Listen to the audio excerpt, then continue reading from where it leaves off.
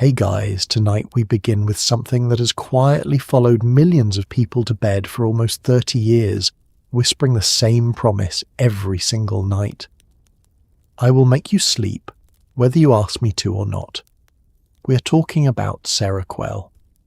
A little pill invented to calm the storm of schizophrenia that somehow ended up in nursing homes, in prison cells, in the nightstands of exhausted office workers, and eventually on the street under names no pharmaceutical marketing team ever dreamed of. It is a story about medicine, money, marketing, and the eternal human quest to simply, finally, get some rest. So before you get comfortable, take a moment to like the video and subscribe, but only if you actually enjoy what I do here. And a sincere thank you to the listener who suggested tonight's topic. I genuinely love the strange, oddly specific requests you send me, because they send me down research holes I would never have found on my own, and they quietly shape everything this channel becomes. Let me know in the comments where you're tuning in from and what time it is for you, because somehow it is always 3 a.m. somewhere, and if you would rather drift off with your eyes closed, the channel is now on Spotify too, linked down in the description. Now dim the lights, switch on a fan for that soft background hum, get comfortable, and let your shoulders come down from around your ears. Now let me fill your head with a few questions before you fade. Have you ever wondered how a drug built for one of the most serious conditions in psychiatry ended up being handed out like a warm glass of milk? Ever wondered why the side effect on the label, the one printed in tiny letters warning that this may cause drowsiness, quietly became the entire reason people wanted it? Have you ever taken something to help you sleep and woken up feeling like you'd been gently hit by a very polite truck? Did you know that the same pill prescribed to a grandmother in a care home, a soldier with nightmares, and a man in a holding cell was, in some places, worth more traded than money? And how does a medicine that is not addictive, not a narcotic, not even a controlled substance, end up with a nickname like baby heroin? Hold those questions gently. We will answer every one, and now, congratulations. You've just woken up in 1997. The internet screeches at you through a phone cable, everyone is very excited about a new search engine, and somewhere in a laboratory in the north of England, a small, unremarkable tablet is about to be approved and sent out into the world with absolutely no idea of the chaos it's going to cause. Sweet dreams. Long before it had a street name, Seroquel was just a code number scribbled on a chemist's notebook, ICI 204636. It was born inside the pharmaceutical wing of a company called Zeneca, which would soon merge and become the giant known as AstraZeneca. The 1980s and 90s were a frantic gold rush in psychiatry, a race to build a better antipsychotic, and quetiapine was one company's carefully engineered contender. Nobody in that lab was dreaming of prison currency or exhausted office workers. They were chasing something far more respectable, a molecule that could quiet the terrifying symptoms of schizophrenia without wrecking the patient in the process. What they made would do that. It would also eventually do a great deal more than anyone signed up for. The labs that produced quetiapine sat inside a tradition that had been running for decades. The original antipsychotics, the ones born in the 1950s, had arrived almost by accident. A psychiatrist in Paris noticing that a surgical antihistamine left patients eerily calm on the operating table. That observation cracked open a whole new field. But the first generation of drugs came with a brutal cost. Tardive dyskinesia, a condition producing involuntary repetitive movements of the face and body, could appear after long use and sometimes never went away. Patients traded one kind of suffering for another, the voices quieted but the body turning against itself in a different way. Families watched their loved ones develop a shuffling, frozen quality that made them look, to the uninformed eye, like a different kind of unwell. The medical world needed something better, and pharmaceutical companies needed something that would sell.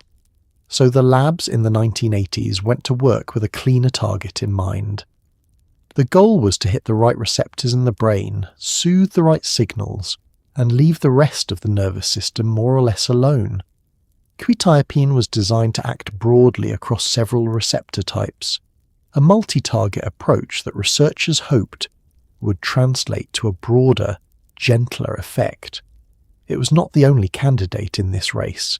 Clozapine had already demonstrated something remarkable, that even the most treatment-resistant patients could sometimes be reached, but its side effect profile was genuinely dangerous and demanded constant monitoring. The field was hungry for a molecule that brought the benefit without the threat, and quetiapine was being groomed for exactly that role. What is striking, looking back, is how ordinary the early research looks from the outside. A team of chemists and pharmacologists systematically testing compounds, adjusting structures, running animal models, and slowly building a case for clinical trials. No dramatic discovery moment. No eureka.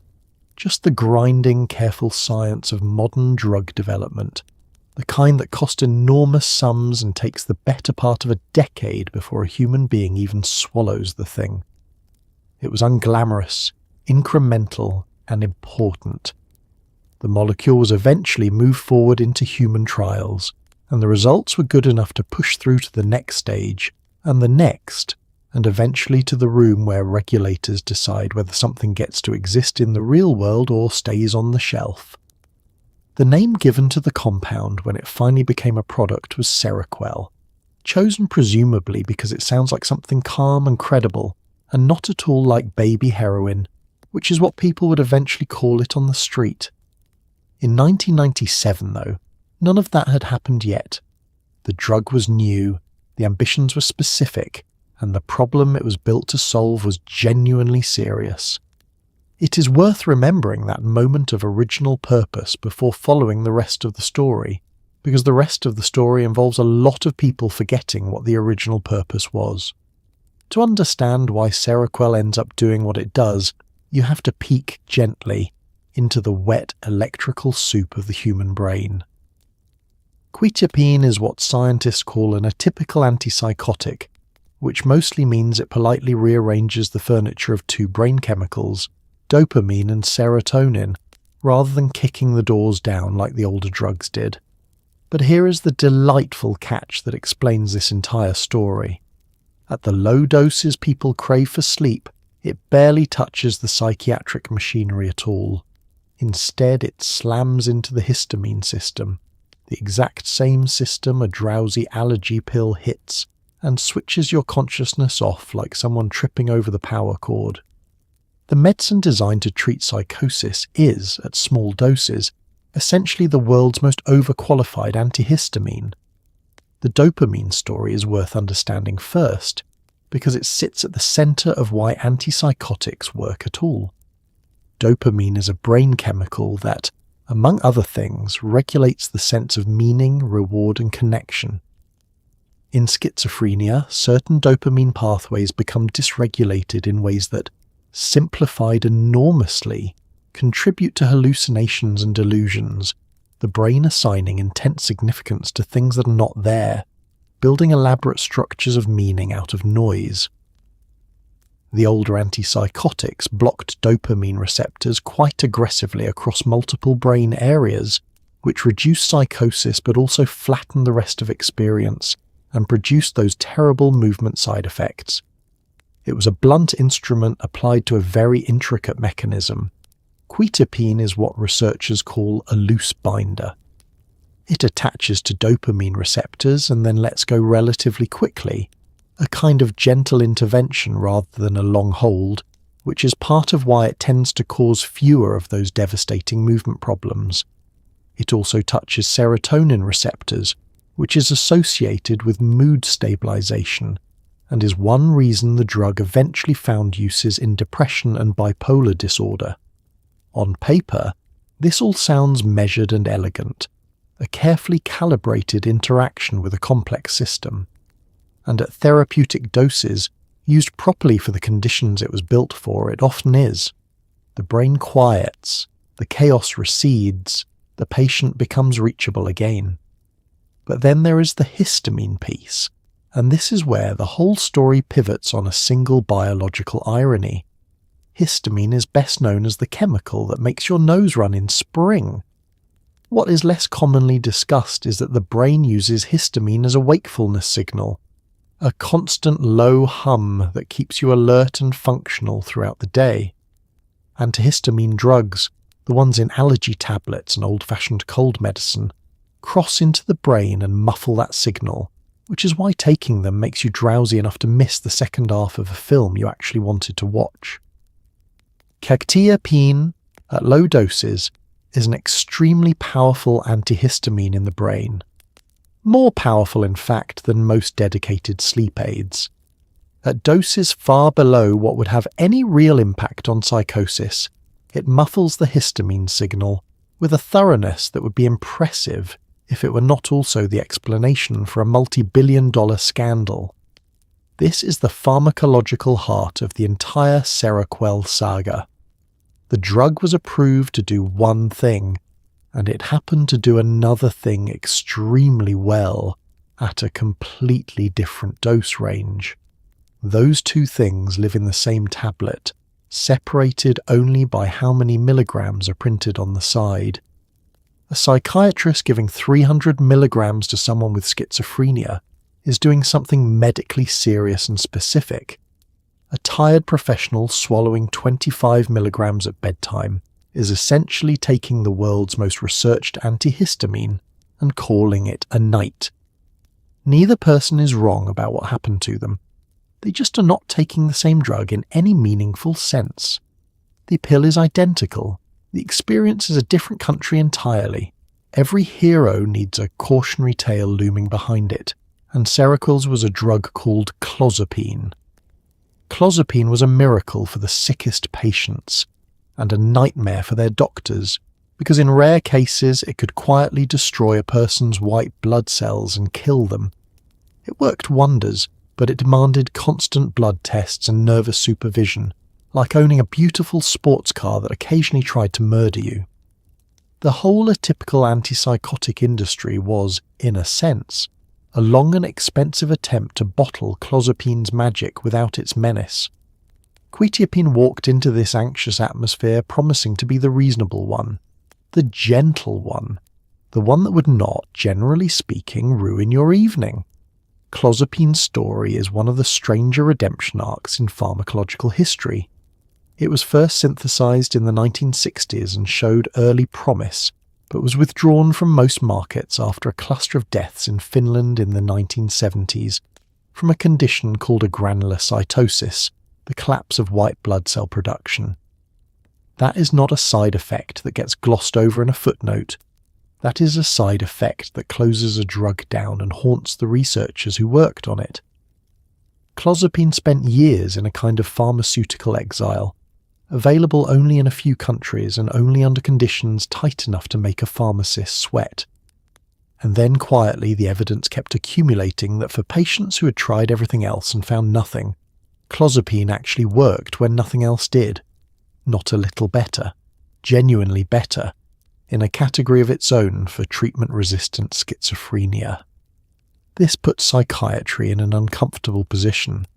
The best tool for the sickest patients was also the most dangerous, and using it required a monitoring burden that strained clinical systems and frightened patients away.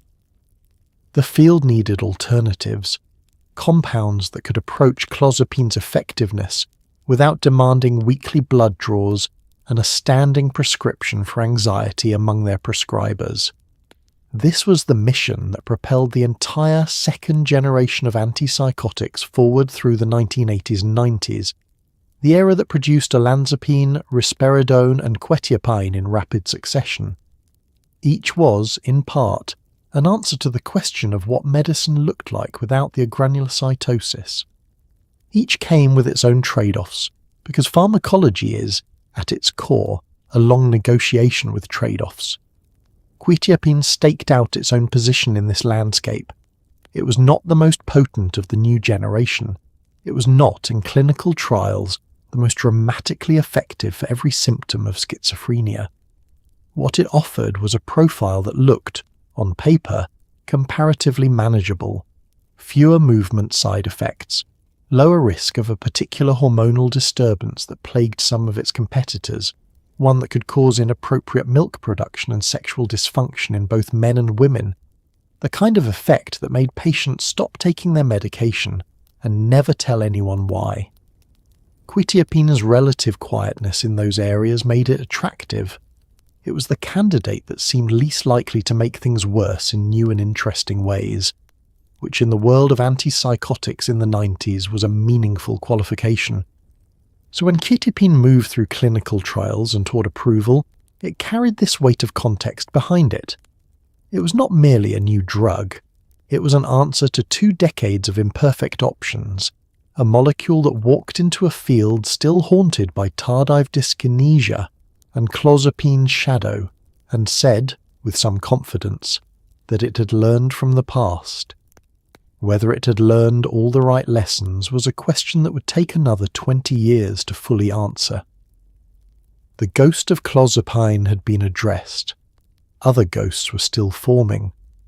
On the 26th of September, 1997, the United States Food and Drug Administration gave Seroquel its official blessing for the treatment of schizophrenia. This was the big one, the moment a molecule stops being a hopeful experiment and becomes a product with a name, a logo, and a sales target. The approval was narrow and specific, as approvals are meant to be. This drug, for this serious illness, for these patients. On paper, the mission was clean. Treat the roughly 1 in 100 people living with schizophrenia and improve their lives. Nobody stamping that document imagined that within a decade this same tablet would be one of the best-selling drugs on the entire planet, prescribed to people who had never heard the word psychosis in their lives. The FDA approval process is not a rubber stamp, and it is worth pausing to understand what getting through it actually means. By the time quetiapine reached the agency for review, it had been through years of clinical trials, thousands of patients, stacks of safety data, and committees of people whose job is to find the problems before they find the public. The bar is intentionally high. The agency reviews not just whether a drug works, but whether it works well enough, in the right population, to justify the risks that come with it. Approval is a specific and limited endorsement. This compound, used in this way, for this condition, is reasonably safe and demonstrably effective.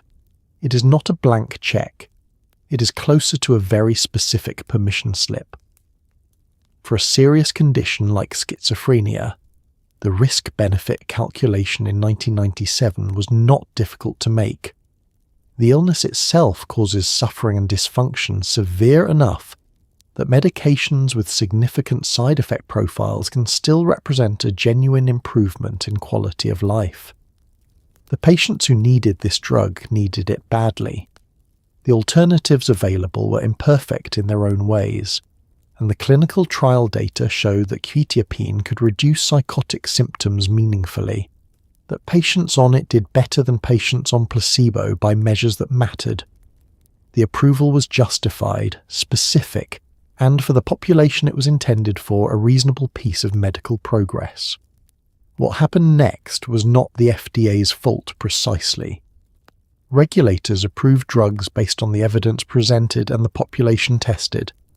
They cannot fully predict how a culture, a marketing department, and 20 years of off-label habit formation will bend that approval into something unrecognizable.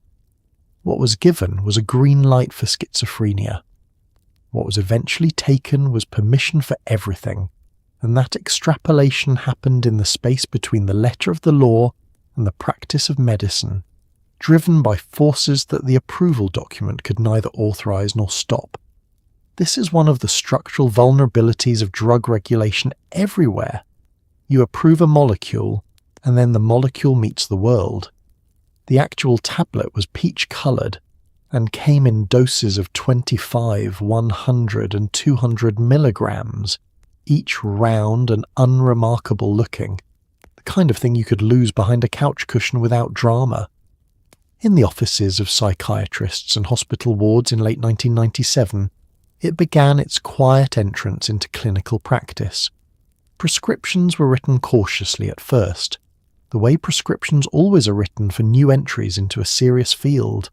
Patients and doctors were navigating something new together. Early adopters reported back. The tolerability looked good. The movement side effects were genuinely lower.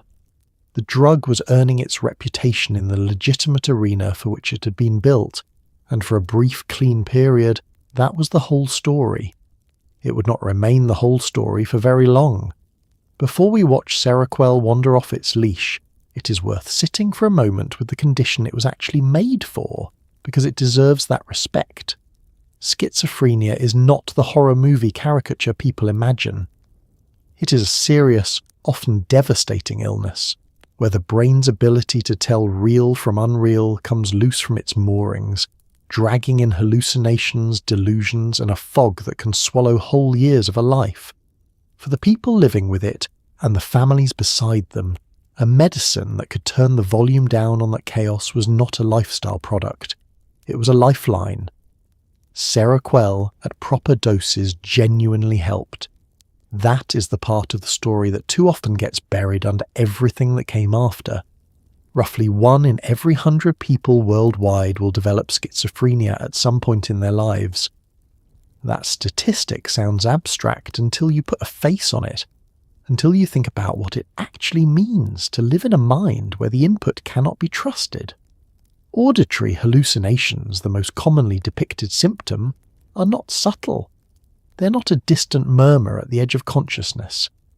For many people, they are voices as real-sounding and present as the voice of someone standing in the same room. Voices that comment, command, argue, and terrify. Visual hallucinations can layer an entirely different reality over the existing one. Delusions, the fixed beliefs that persist despite all evidence to the contrary, can construct elaborate internal worlds that are completely coherent from the inside and completely unreachable from the outside. The condition typically first appears in the late teens and 20s, arriving at precisely the moment when most people are building their adult lives, choosing education, forming relationships, imagining futures. The timing is particularly cruel. A psychotic episode at 19 can scatter everything. The plans, the connections, the confidence that the world makes sense and can be navigated. Left untreated or poorly treated, schizophrenia can become a life organized entirely around managing symptoms, with work and love and independence reduced to occasional visitors rather than reliable fixtures. The people who love the patient before the illness often describe a disappearance that happened gradually and was more disorienting in some ways than a sudden loss. The negative symptoms, less dramatic than hallucinations but in many ways equally devastating, include a flattening of emotional expression, a withdrawal from motivation and pleasure, a difficulty initiating or following through on anything. These can be the features that persist even when the florid psychosis is controlled, the residue that remains after the storm making a full return to ordinary life elusive even with medication. It is a reminder that treating schizophrenia is not a single act. It is a long campaign against a moving target. It is into this landscape that Seroquel arrived in 1997, and its arrival was meaningful. Patients and families who had tried older antipsychotics and struggled with the movement side effects had a new option. People who could not tolerate some of the other new generation drugs had another candidate. For some patients, quetiapine was the medication that finally allowed a return to something resembling normal life. The thing that made the voices bearable, the delusions less consuming, the world navigable again. That is not a trivial thing. That is the entire point. And every time the story of Seroquel is told as pure scandal, it is worth carrying this piece of it alongside the rest, because the scandal and the genuine value coexist in the same small tablet.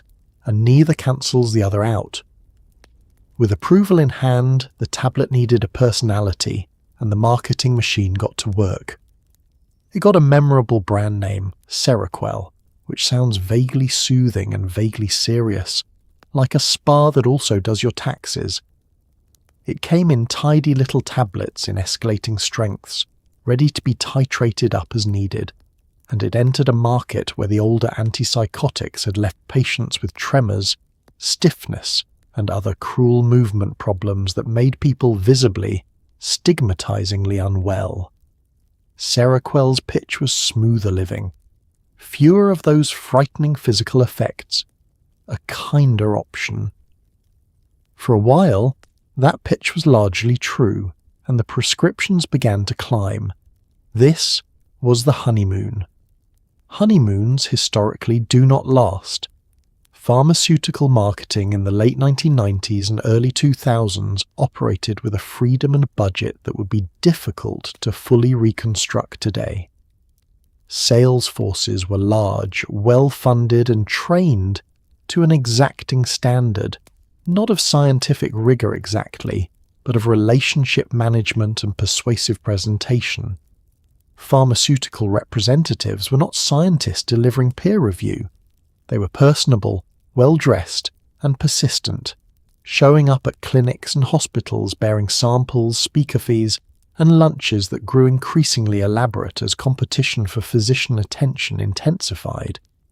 It was an industry operating at a scale and an intimacy with prescribers that regulators would eventually decide was a problem, but in the moment it was simply business, and Seroquel's business was growing.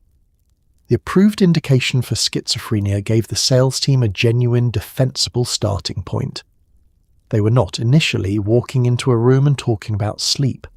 They were talking about an antipsychotic that treated a serious illness with a better tolerability profile than what had come before. Psychiatrists listened, evaluated, and in many cases agreed that for their patients with schizophrenia, the drug was worth trying. That is how a responsible drug launch works.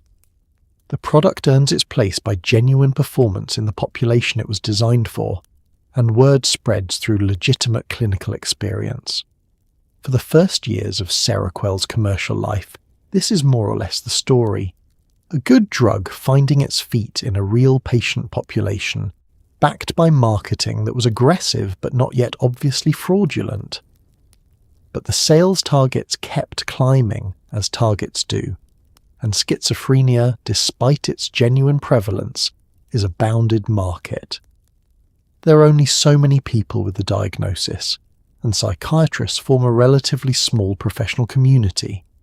At some point, the arithmetic of sustaining blockbuster growth from a single serious psychiatric condition requires either expanding the approved uses through new clinical trials and new regulatory filings, or finding a way to reach prescribers who are treating different patients entirely.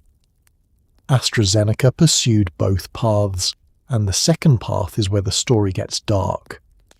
The company began pursuing expanded FDA approvals for bipolar disorder, and those efforts were legitimate in themselves, built on genuine clinical research. Bipolar disorder is a serious condition. The patient population is real, and quetiapine did show efficacy there. But alongside the official expansion, something else was happening in the gap between what the label said and what the sales force was saying. The audience for the pitch was quietly, incrementally widening. Not psychiatrists alone. Not patients with psychosis or manic episodes alone. A much larger, less defined and far more profitable group of human beings who simply could not sleep, could not manage their anxiety, could not turn the noise of modern life down to a livable volume. They were being counted. Here is where the plot quietly bends. Buried in the list of Seroquel's side effects sat one word that would rewrite its entire destiny: drowsiness. For a psychiatric patient, being knocked flat by your medication is an inconvenience to be managed. But doctors, being clever and overworked, noticed something. They had a whole waiting room full of people who were not psychotic at all, just desperate, wired, anxious and unable to sleep. And here was a pill that reliably, powerfully switched the lights out. The warning label had accidentally written an advertisement. What was listed as an unwanted effect slowly, inevitably, became the whole reason people reached for it. The drowsiness caused by low-dose quetiapine is not subtle. This is not the mild heaviness of a glass of warm milk or the gentle nudge of melatonin dissolving under the tongue. This is a pharmaceutical force that arrives, at the right dose, with the authority of a blackout curtain dropping across consciousness. People who have used it describe the experience in consistent terms. You take it, you lie down, and then very quickly the option of staying awake is simply removed. Not a suggestion, not an invitation. A firm biological instruction delivered at the histamine level, where the brain keeps its wakefulness switch. For someone who has spent months or years lying in the dark, exhausted and wired simultaneously, the appeal of that experience is not difficult to understand. Insomnia is one of the most common and least adequately treated conditions in modern medicine. Roughly a third of adults report difficulty sleeping at some point, and a significant proportion of them have been dealing with it chronically, meaning for months or years, which means that every morning they begin the day already behind, already grinding against the friction of fatigue.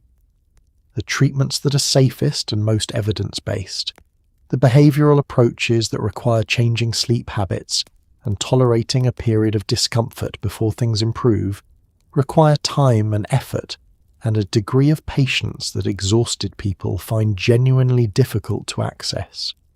People want something that works tonight, not in 6 weeks. The prescription sleep aids that existed before Seroquel entered the picture had their own problems. The benzodiazepines, the class that includes Valium and its relatives, were effective but carried real addiction potential and were increasingly scrutinized. The newer sleep drugs that followed had better profiles on paper, but were still controlled substances with their own concerns. Seroquel occupied an intriguing niche. It was not a controlled substance, not technically addictive in the classic sense, and it worked. For physicians feeling pressure from struggling patients and alert to the limitations of available options, a small off-label prescription for a drug that reliably induced sleep without the legal and clinical baggage of the alternatives had a perverse logic to it. The first time a doctor wrote quetiapine for insomnia in a patient who had no psychiatric diagnosis, somewhere in the early 2000s, it was almost certainly with genuine good intent. The patient was suffering. The drug worked. The tolerability seemed acceptable. One prescription became a habit became a pattern spread from one practice to the next, carried by physicians talking at conferences and patients recommending what had worked for them, and by an industry that had noticed what was happening and decided quietly and illegally to accelerate it. The side effect had become the product, and the product was about to get an enormous amount of help.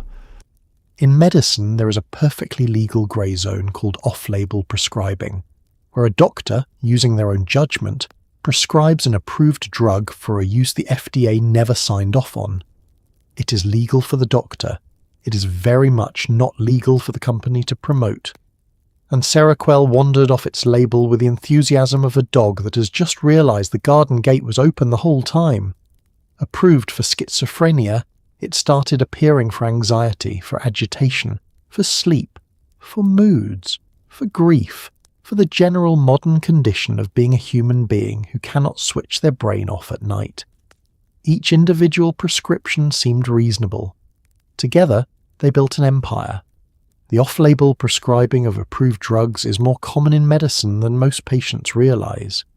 Estimates have suggested that a meaningful percentage of all prescriptions written in the United States at any given time are for uses the FDA has not formally evaluated. Oncology has long operated this way, using approved cancer drugs in combinations and sequences the label never specified, guided by clinical experience and trial data. Pediatric medicine has done the same. since children are rarely included in drug trials and yet still get sick and need treatment. In many cases, off-label prescribing reflects genuine medical knowledge that has outpaced the formal regulatory apparatus, doctors using what works based on accumulating evidence even before that evidence has been reviewed and stamped.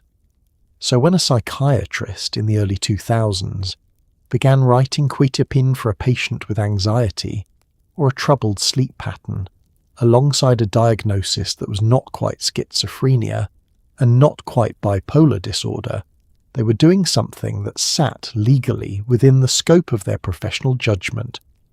The prescribing decision itself was not a crime. What became a crime was the systematic, deliberate campaign by the manufacturer to encourage exactly that prescribing, to train sales representatives to nudge physicians toward those off-label uses, to sponsor events and publications and relationships designed to make the off-label reach of the drug feel not like an exception, but like standard practice. The specific uses that government prosecutors would later enumerate were remarkably broad. Sleep problems, anxiety, aggression, anger management, dementia, mood disorders, post-traumatic stress, attention difficulties. Virtually any condition involving distress in a brain in some form of dysregulated state became a potential market.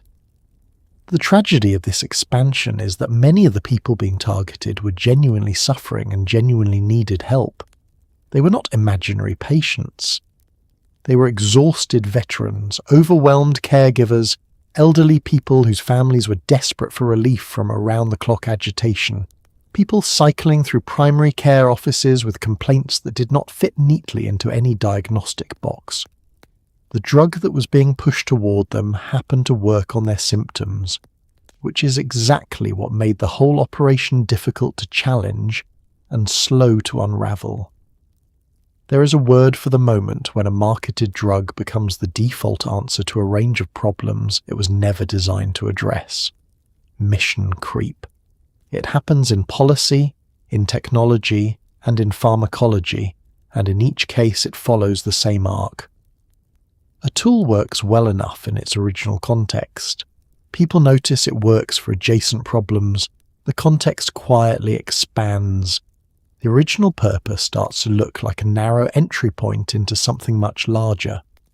By the mid-2000s, schizophrenia was beginning to look like the narrow entry point for Seroquel, a legitimate front door to a building that had, floor by floor, been converted into something else entirely, while nobody was technically breaking any rules they could see from where they were standing.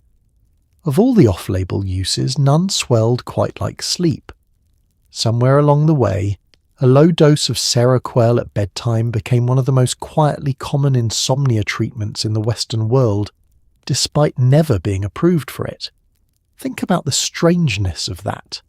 A powerful antipsychotic, a drug carrying warnings about serious metabolic effects, handed out for the same complaint your grandmother treated with a warm bath and a boring book. It worked, of course. It worked tremendously. That was exactly the problem. When something works fast on the most universal complaint in modern life, it does not stay contained. It spreads, one exhausted patient recommending it to the next. Sleep is the most democratic of human needs and the most unequally distributed. It does not care about your income, your education, or your stress management intentions. It follows its own logic, arriving reliably for some people the moment they close their eyes and refusing entirely to arrive for others who have been courting it for years. The clinical name for the chronic version of that refusal is insomnia, and it affects a staggering proportion of the adult population in industrialized countries. The numbers shift depending on how strictly you define the condition, but tens of millions of people in the United States alone are at any given time not sleeping adequately and suffering measurable consequences in their health, function, and quality of life. What makes insomnia particularly exhausting, beyond the obvious, is how thoroughly it resists simple solutions. The official first-line treatment recommended by sleep medicine specialists is called cognitive behavioral therapy for insomnia, a structured approach that involves changing the habits, beliefs, and behaviors that maintain sleeplessness over time. It works. It works better, in studies, than sleeping pills for long-term outcomes, and it requires sustained effort, professional guidance that is often not available or not covered by insurance, and a willingness to feel worse before feeling better as the approach takes hold. For a person who has been awake until 4 a.m. for 3 months, the advice to change your sleep habits over the next several weeks is not landing on sympathetic ears. They want a solution that works tonight. Into this enormous, frustrated, desperate market, word of low-dose quetiapine spread with the organic efficiency of something that actually solves the immediate problem. A patient gets it prescribed for something else and mentions to a friend that it knocked them out cold. The friend asks their doctor. The doctor, who has heard this from several patients and is not unaware that it works, writes the prescription. Or a resident physician, trained in a clinical environment where the practice is already normalized, absorbs it as unremarkable and continues it.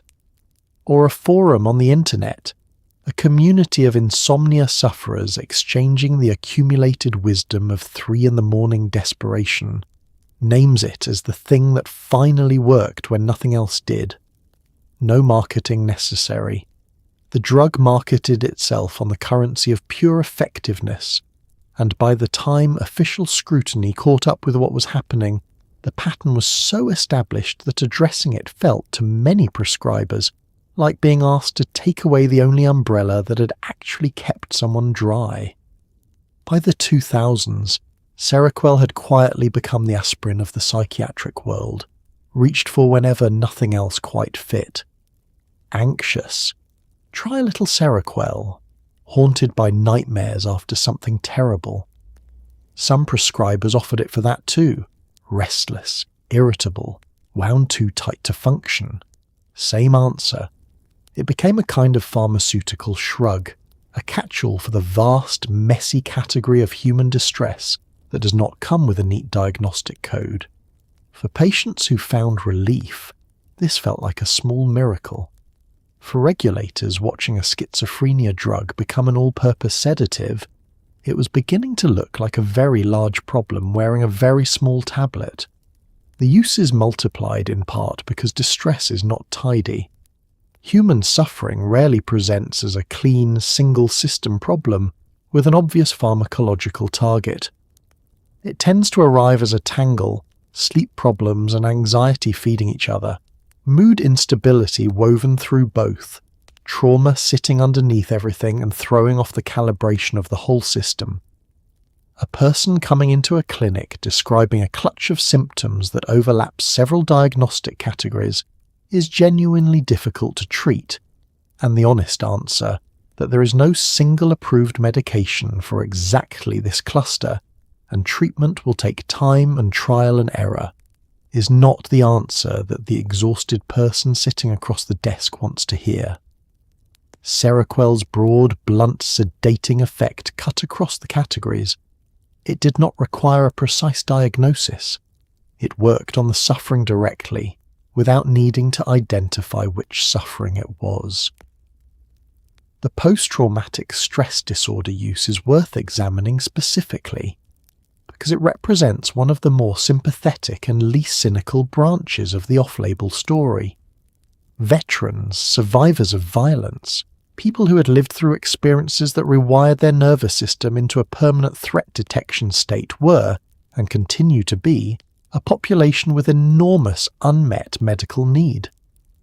The nightmares associated with post-traumatic stress can be relentless, jolting a person awake night after night, re-experiencing events the conscious mind would prefer to process or release.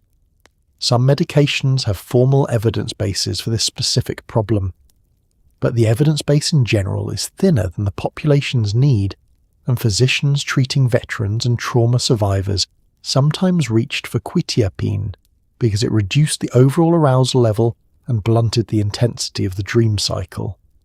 Patients reported sleeping more nights through. That is not nothing. That is in fact a great deal to someone who has not slept through a night in years. None of this exonerates the illegal marketing that promoted these uses through channels that bypassed honest clinical evaluation.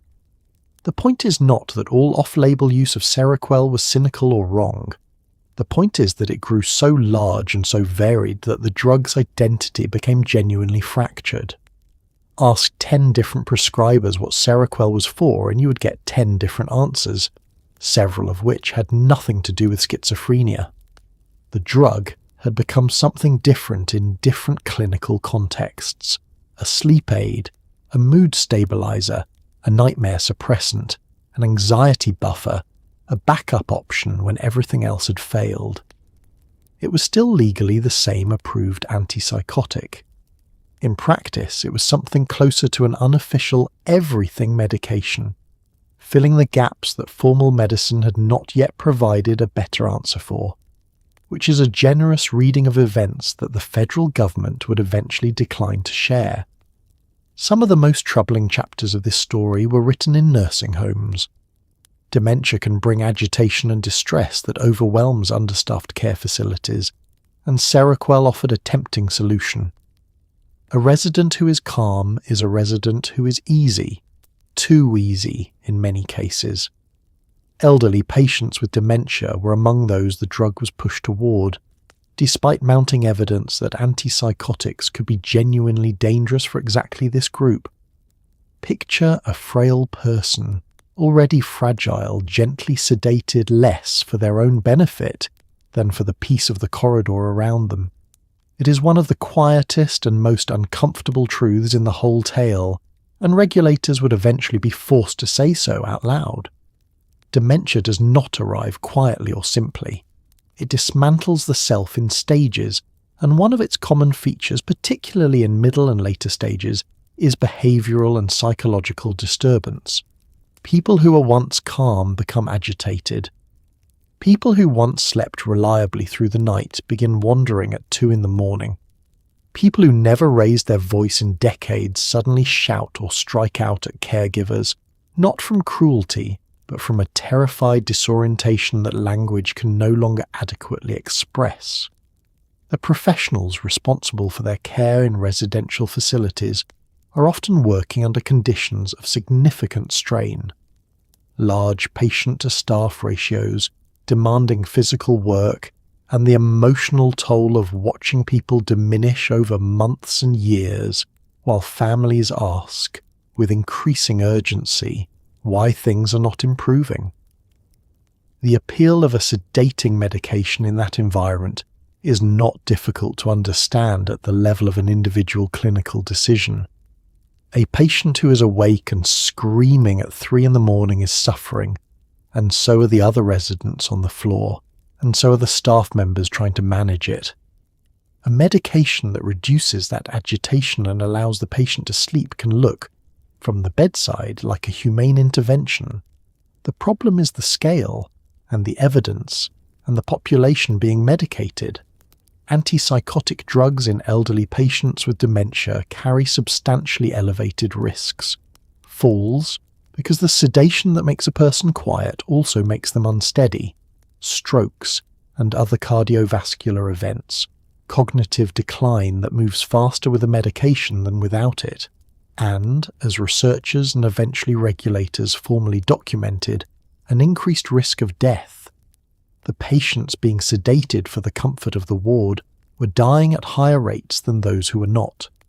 The government allegations specifically name physicians who treat the elderly among the targets of the off-label marketing campaign, alongside long-term care facilities. This was not an incidental overlap. It was a directed strategy, because elderly patients in residential care represent a large and concentrated population, easily reached through facility relationships, with prescribing decisions made by physicians who might see dozens of such patients and write the same prescription across all of them. One converted prescriber in a long-term care setting could represent dozens of patients. The economics of that equation were not lost on anyone with a sales target. Then there were the prisons and jails, where Seroquel found a role nobody printed on any box.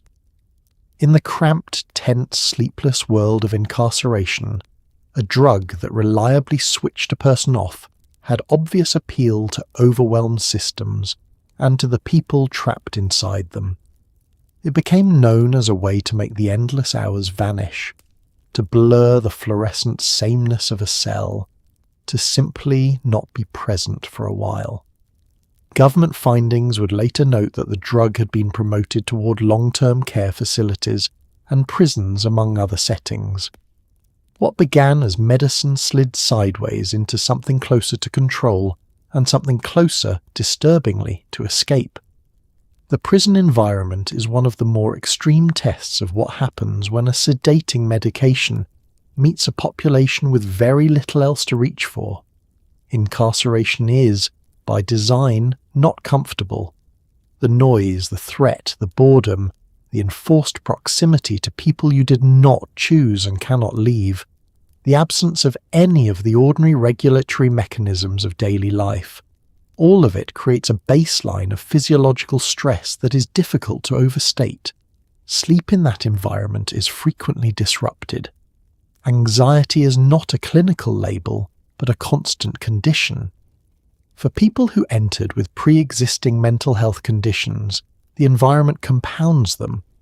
For people who entered without them, the conditions can create them. The legitimate medical need inside correctional facilities is real.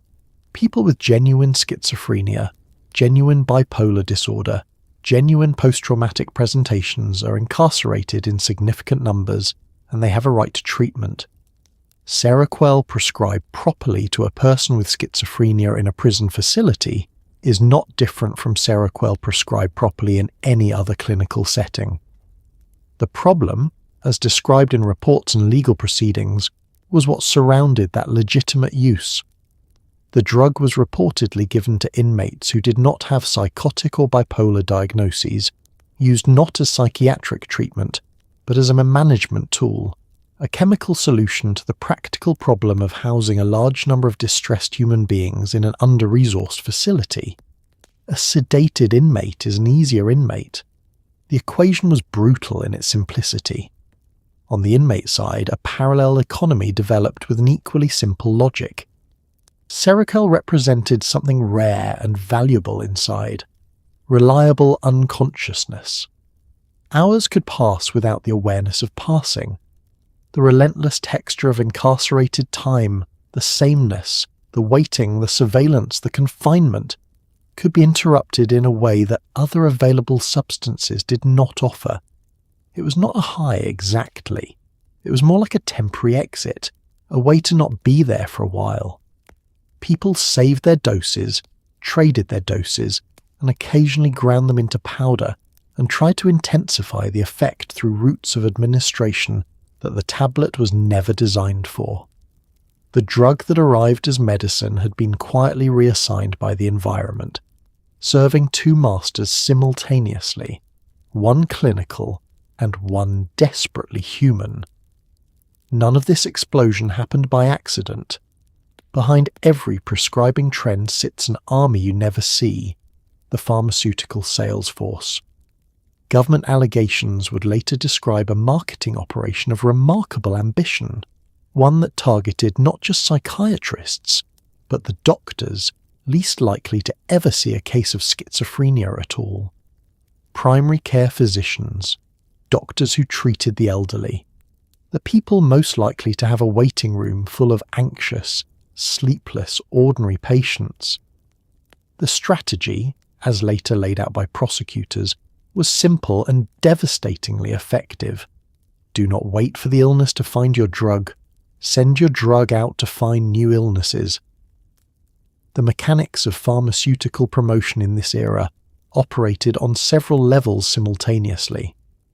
At the visible surface there were the official educational activities, symposia and dinner events, and continuing medical education programs, where physicians gathered to hear presentations about new research. These events were funded by the manufacturer, often organized by marketing departments, and delivered by physician speakers who were, in many cases, being paid by the company for their time. The content was ostensibly scientific, and much of it genuinely was, presenting real research in a real clinical context, but the selection of what to present, what findings to emphasize, and which clinical populations to discuss as potentially appropriate for the drug was not a neutral curatorial decision. It was a marketing decision dressed in scientific clothing. Below that visible layer were the sales representatives themselves, the daily presence in clinics and hospitals, the people who built relationships with prescribers over months and years and knew which doctor responded to which kind of conversation.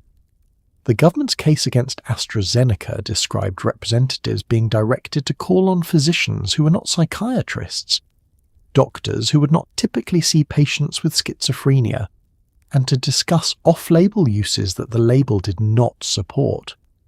This was a legal line, clearly drawn, and the allegations were that the line was crossed deliberately and repeatedly, not by rogue individuals acting outside policy, but by a systematic strategy operating at a corporate level. Further below that were the paid physician relationships, doctors who agreed to serve as speakers at events, to author or lend their names to articles prepared by others, to participate in studies that generated data supporting uses the company wanted to expand. The government charged that some of these relationships amounted to illegal kickbacks, payments that created incentives for prescribing behavior rather than purely providing compensation for legitimate scientific work.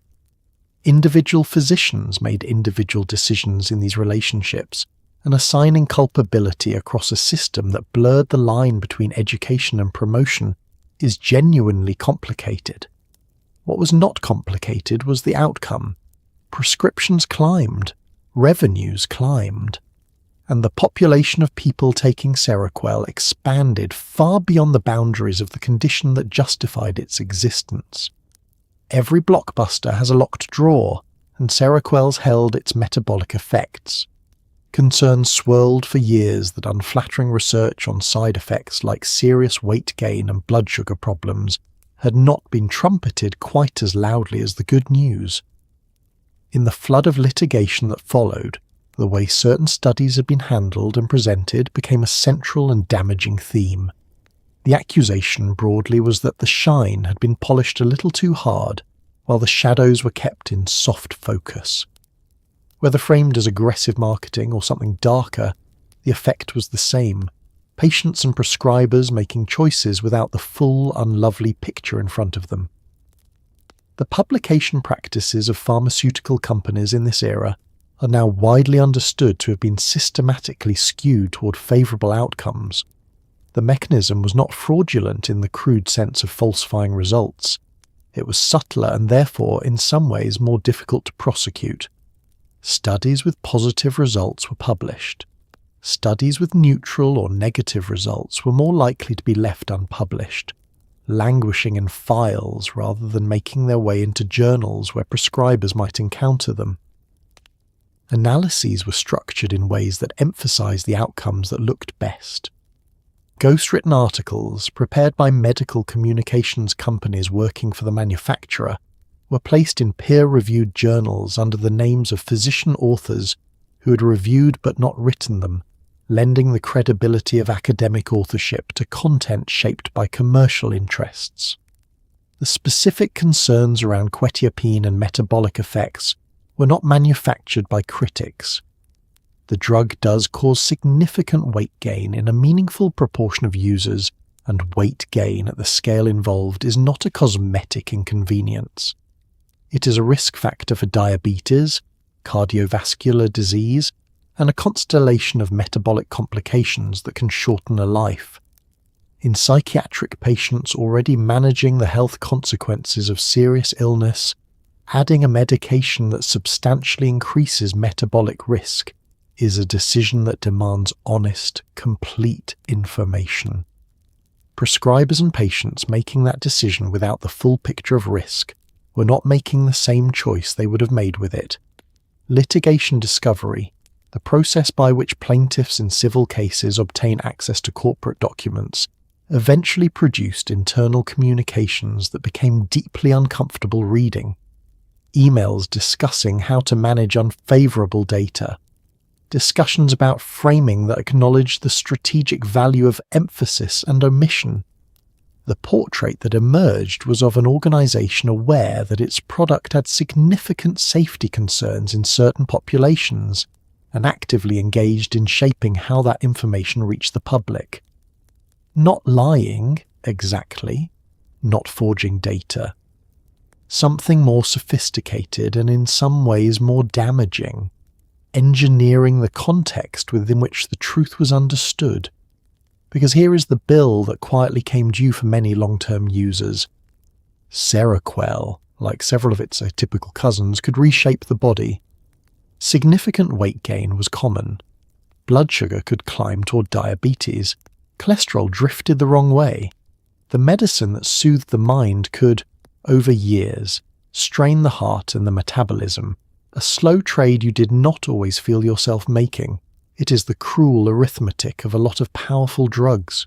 Relief now, invoice later.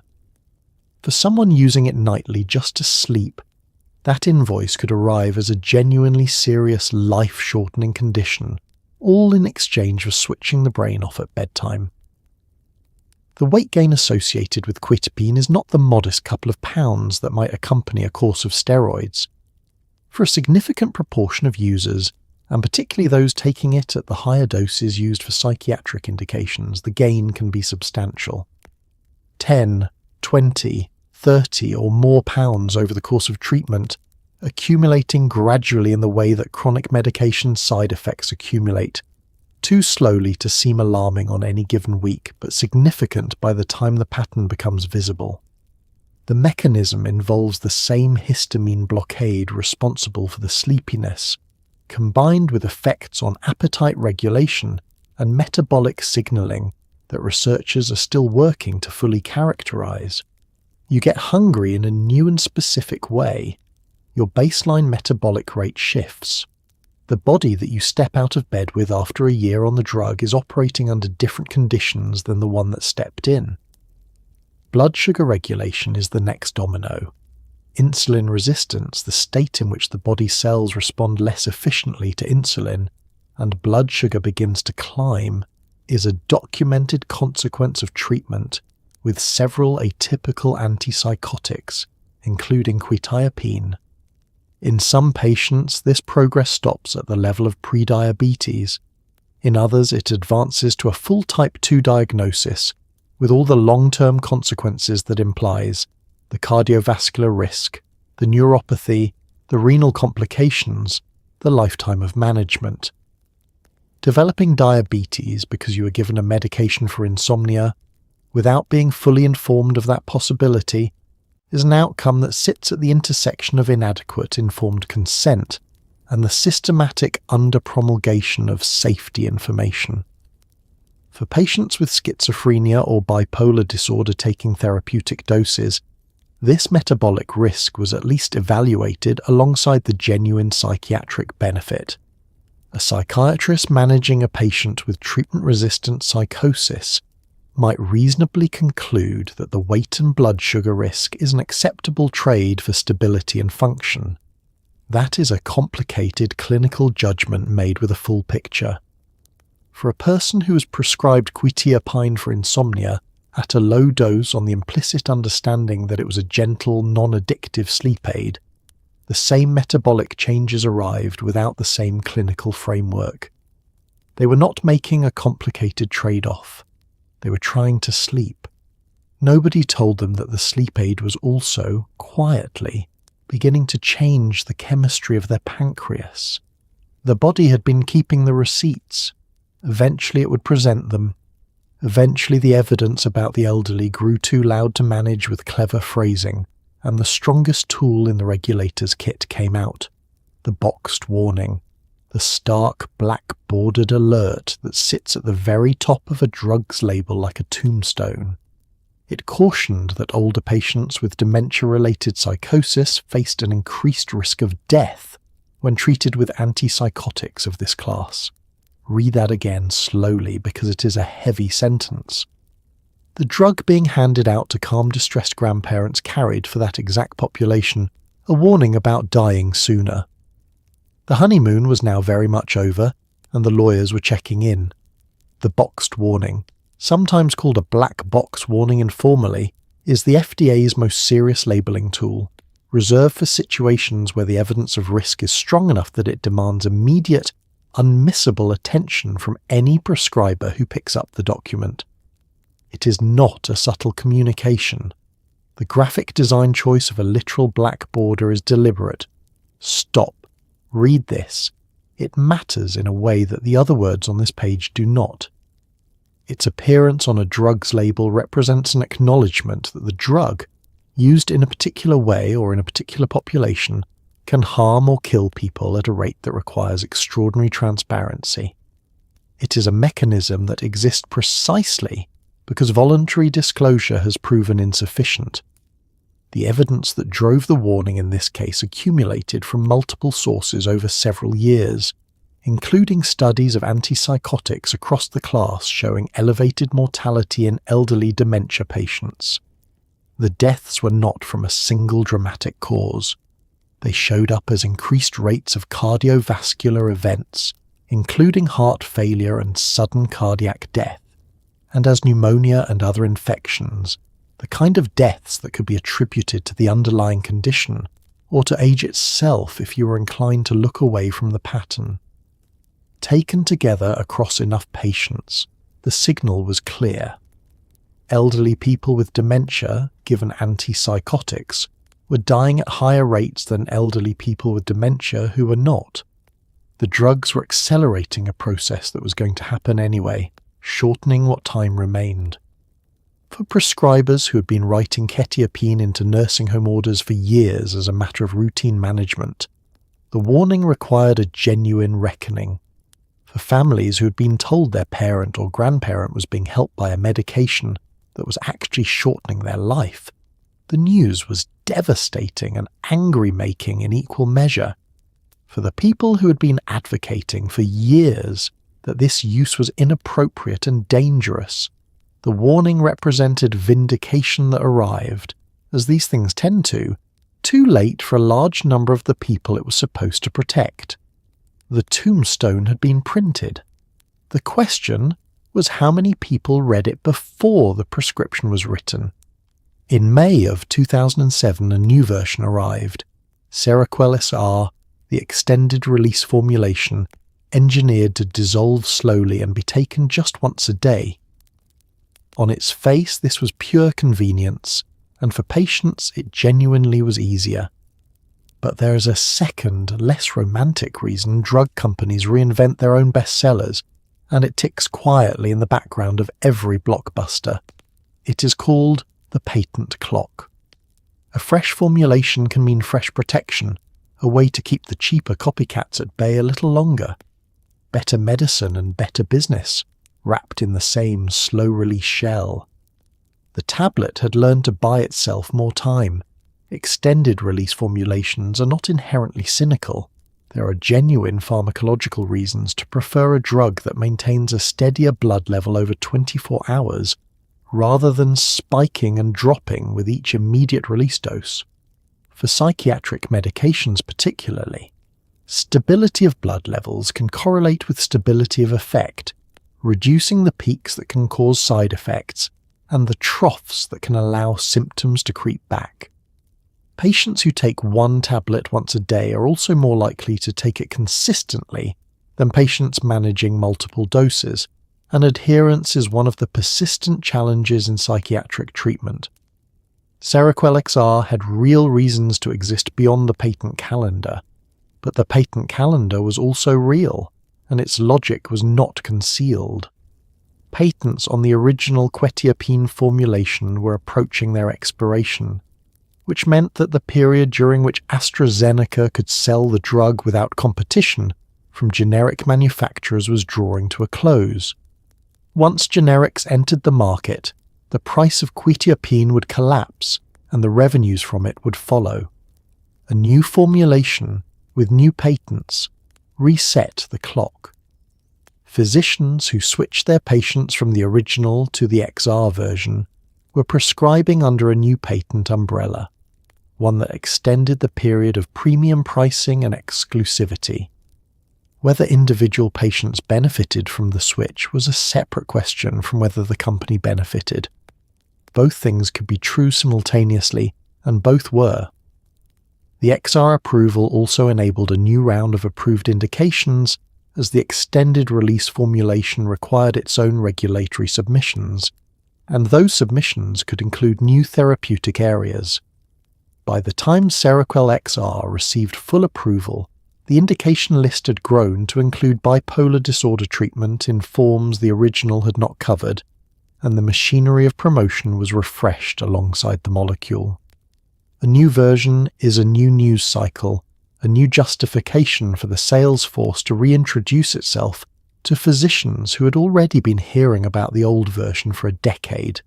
It was, whatever else it was, an elegant piece of commercial pharmacology, the kind of maneuver that is entirely legal, perfectly rational from a business standpoint, and somewhat disheartening to observe from a distance. By this point, the numbers had become almost cartoonish. Seroquel was not merely successful, it was a pharmaceutical superstar, pulling in billions of dollars a year and ranking among the top-selling drugs anywhere on Earth. Every one of those dollars represented a real prescription, a real patient, a real bottle on a real nightstand. The molecule scribbled in a British lab as ICI 204636 was now a global financial engine. And as with all engines running that hot, people began to look very closely at exactly how the fuel was being poured in. Money on that scale does not stay unexamined for long, especially when the government is one of the biggest customers footing the bill. By 2009, Seroquel was generating close to $5 billion in annual global sales, making it one of the highest-earning pharmaceutical products on the planet. This was not a niche psychiatric medication quietly helping a small defined patient population. This was a mass-market product moving through the healthcare system at a volume that placed it alongside chronic disease treatments for diabetes, hypertension, and cholesterol. The comparison is instructive, because those conditions affect enormous proportions of the adult population and require lifelong medication. The fact that an antipsychotic with a specific serious approved indication had reached the same commercial tier told a story about how far beyond its original patient population the drug had travelled. Medicare and Medicaid, the federal and state health insurance programs, covering the elderly, the disabled and lower-income Americans, were among the largest payers for Seroquel prescriptions. This is where the off-label marketing became a matter of legal exposure rather than merely ethical concern. When a pharmaceutical company markets a drug for unapproved uses, and physicians write prescriptions for those uses, and those prescriptions are paid for by government programs, the company has arguably caused the government to pay for something it never agreed to cover. That is the architecture of a false claims case, and it was precisely the case that federal investigators were building while the sales targets kept climbing. The scale of the commercial achievement also created a perverse incentive structure. At peak revenues, the profit from Seroquel was so large that fines and legal settlements, even substantial ones, became something closer to a business expense than a genuine deterrent. A company earning $5 billion a year can absorb a $500 million settlement with a calculation that would be recognized by anyone who has ever received a speeding fine modest enough that they did not change their driving habits. The logic was not lost on critics and prosecutors. When the cost of breaking the rules is predictably less than the benefit of breaking them, the rules function less as constraints and more as line items. Great scandals rarely collapse from the outside. They're usually cracked open by someone on the inside who finally cannot stomach it anymore. In Seroquel's case, insiders came forward under laws that reward those who expose fraud against government health programs. the mechanism quietly known as a whistleblower suit. These were people who had seen how the sausage was made and decided the recipe was rotten. Their accounts helped transform vague industry unease into a concrete federal case. It is a strangely hopeful thread in a grim story, that somewhere inside the machine, a handful of individuals looked at the paperwork, looked at their conscience, and picked the conscience. The legal mechanism that makes this possible is called the False Claims Act, a law with roots in the American Civil War era originally designed to combat fraud against the government by military contractors. It was significantly strengthened in the 1980s to cover healthcare fraud, and it includes a provision, the quetiapine provision, that allows private citizens to file lawsuits on the government's behalf and share in any eventual recovery. This structure creates a financial incentive for insiders who have evidence of fraud to come forward, providing them both legal protection from retaliation and a percentage of the settlement if the case succeeds. It is in essence a government-created bounty system for healthcare whistleblowers, and it has proven remarkably effective. The people who bring these cases are rarely motivated purely by the financial reward, and the reward is not guaranteed. The process of filing a quetiapine lawsuit is slow, expensive, legally complex, and personally grueling. Whistleblowers frequently describe years of uncertainty, the lawsuit sealed and under investigation, while they continue to live and work under the weight of what they know. Retaliation, while illegal, is not unheard of. The professional and personal consequences of becoming the person who brought down a company's biggest product can follow someone through the rest of their career in ways that no settlement check fully addresses. The people who did this for Seroquel gave up something to do it. What they brought to investigators was the inside view: documents, emails, training materials, sales directives, the paper trail that turned allegations into evidence. Prosecutors building a case against off-label marketing cannot simply point at prescription data and assert intent. They need to demonstrate that the company knowingly and systematically directed its employees to promote unapproved uses. The internal documents that whistleblowers produce are often the difference between a regulatory concern and a criminal case. In this instance, they were the foundation on which a historic settlement was built, the $520 million reckoning that arrived in 2010 and announced to the pharmaceutical industry that the government had been paying very close attention. On the 27th of April 2010, the reckoning arrived. AstraZeneca agreed to pay $520 million to resolve United States government allegations that it had illegally marketed Seroquel for uses the FDA never approved, including things like anxiety, sleeplessness, aggression, and dementia. At the time, it was the largest sum ever paid by a company in a civil-only settlement of off-label marketing claims. The government said the illegal marketing had caused false claims against programs like Medicare and Medicaid. These, the Attorney General pointedly said, were not victimless crimes. The little sleep pill had become a very large legal headline. The announcement was made at the Department of Justice with the Attorney General and the Secretary of Health and Human Services both present, a staging choice that communicated the seriousness of the matter clearly. The two cabinet secretaries standing at podiums to discuss a pharmaceutical settlement was not a routine event. It was a signal delivered partly at AstraZeneca and partly at an industry watching to see what the enforcement landscape looked like. The message was calibrated for maximum visibility. This happened, it was wrong, it was expensive, and we noticed. Whether the industry took the lesson was a question that subsequent years would answer in a complicated and not entirely encouraging way. The $302 million that went to the federal government and the $218 million available to participating states represented the direct financial recovery for the false claims against government health programs. But attached to the settlement was a second instrument, the Corporate Integrity Agreement, that in some ways carried more long-term consequence for the company's operations than the money.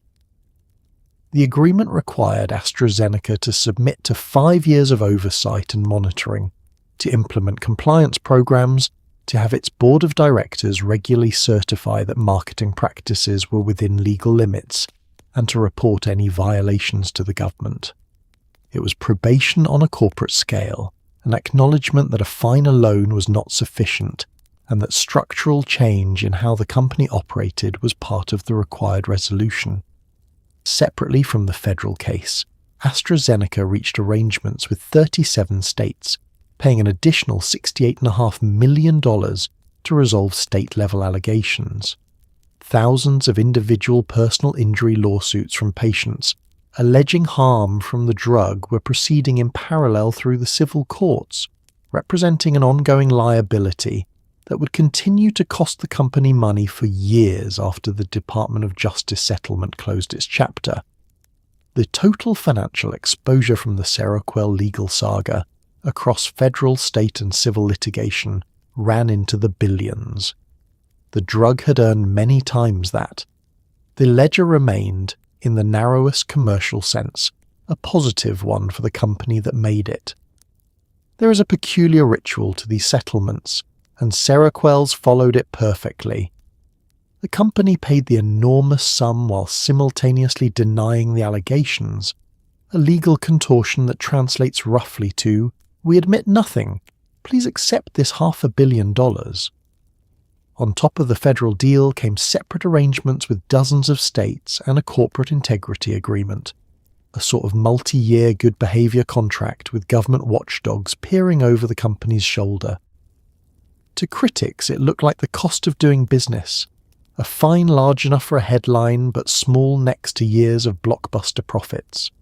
To the company, it was a chapter closed.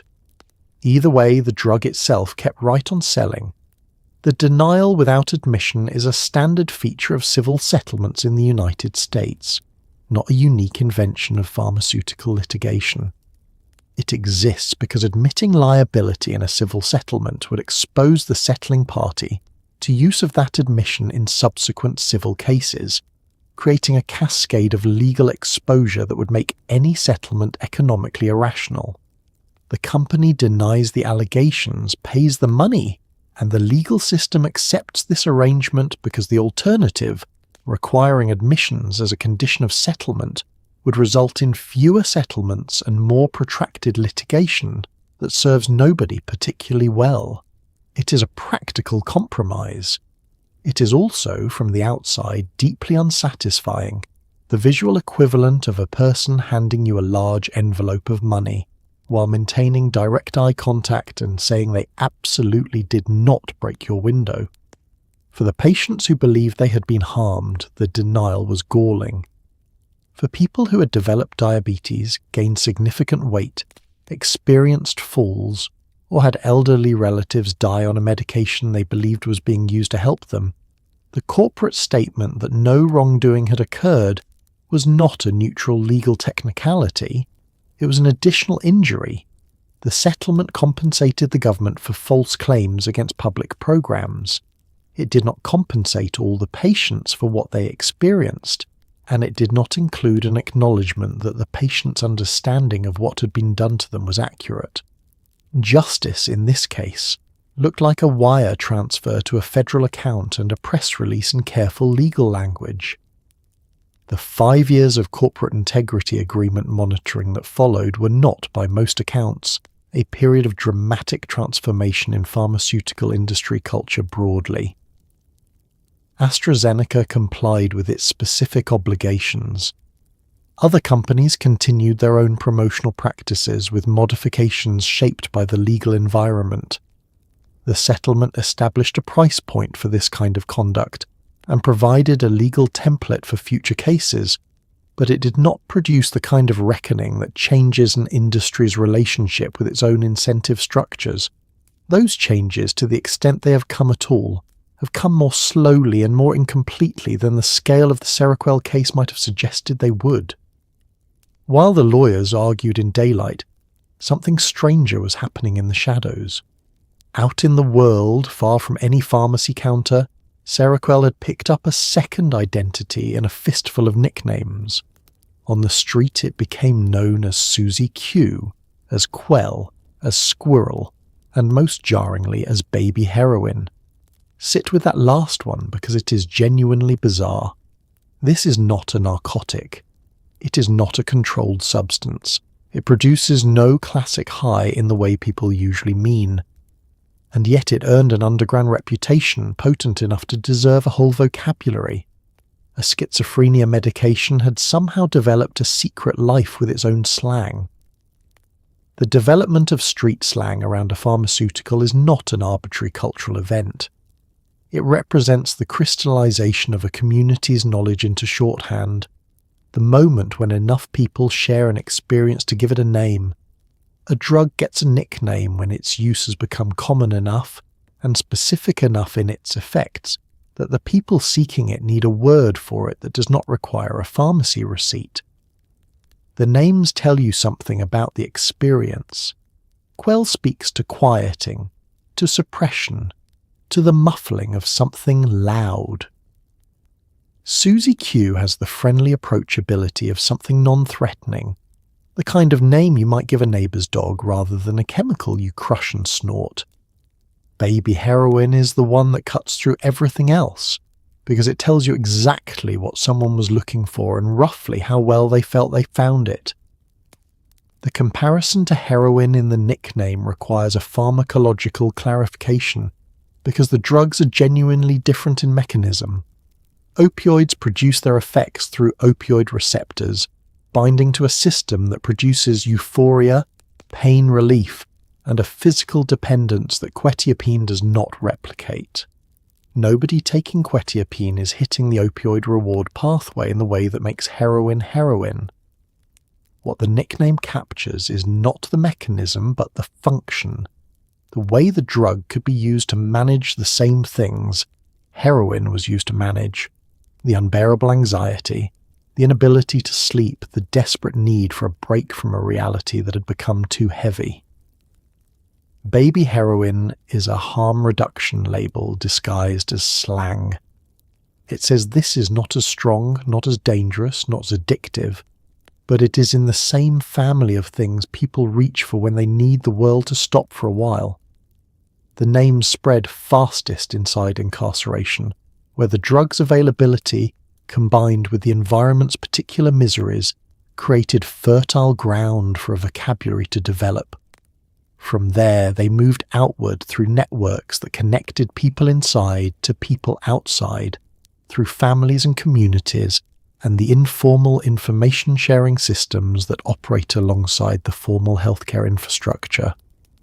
Researchers documenting quetiapine misuse encountered the street names consistently across different populations and regions, suggesting a genuine shared culture of use that had developed independently of and parallel to the legitimate medical one. Two complete identities for one small tablet, one printed on the box and one passed between people who'd never read the box at all. Inside jails and prisons, Seroquel took on a role that would baffle its inventors: money. Tablets became a kind of informal currency, hoarded, traded, and bartered for other things people wanted. Reports described the drug being passed around a system that was supposed to be dispensing it carefully, its value set not by a pharmacy but by supply, demand, and desperation. On the outside, individual tablets were changing hands illicitly for a few dollars each. Think about the journey. A molecule born to treat one of medicine's most serious illnesses had become, in certain corners of the world, a small pale coin, worth whatever a sleepless, cornered person would give for a few hours of oblivion. Any object can become currency if enough people value it, and it can be stored and exchanged. Inside closed systems with restrictions on what can be owned and transferred, the currency that emerges tends to be small, portable, and reliably desirable. Cigarettes famously served this function in prisons for decades, their value so stable and universal that they functioned as a unit of account. When smoking restrictions tightened, Other things took their place. Canned fish, stamps, phone minutes, whatever the population agreed to treat as valuable. A sedating pharmaceutical that could be obtained through legitimate medical channels, hoarded without obvious physical evidence, and divided into consistent units, was pharmacologically and economically well suited to this function. The mechanics of how tablets accumulated for trade rather than treatment revealed the vulnerabilities in medication distribution systems inside facilities. The standard approach to dispensing, watching a patient take their medication in front of a nurse, was not universally practiced, and the practices that were meant to ensure consumption were susceptible to the same ingenuity and determination that any closed system eventually encounters. Patients would learn to conceal tablets rather than swallow them, using techniques familiar from any setting where people are motivated to circumvent observation. A tablet saved was a tablet that could be traded. Several tablets saved were a meaningful unit of exchange. Enough units accumulated and you had bargaining power in a system where bargaining power was otherwise very limited. The secondary market value, documented at $3 to $8 per tablet in various reports, seems modest in absolute terms. But inside a system where most people have limited access to money, and where the cost of most things is measured against that baseline, a few dollars represents real value. A 100 milligram tablet was worth more than a 25 milligram tablet, reflecting the pharmacological logic that higher doses produce stronger effects.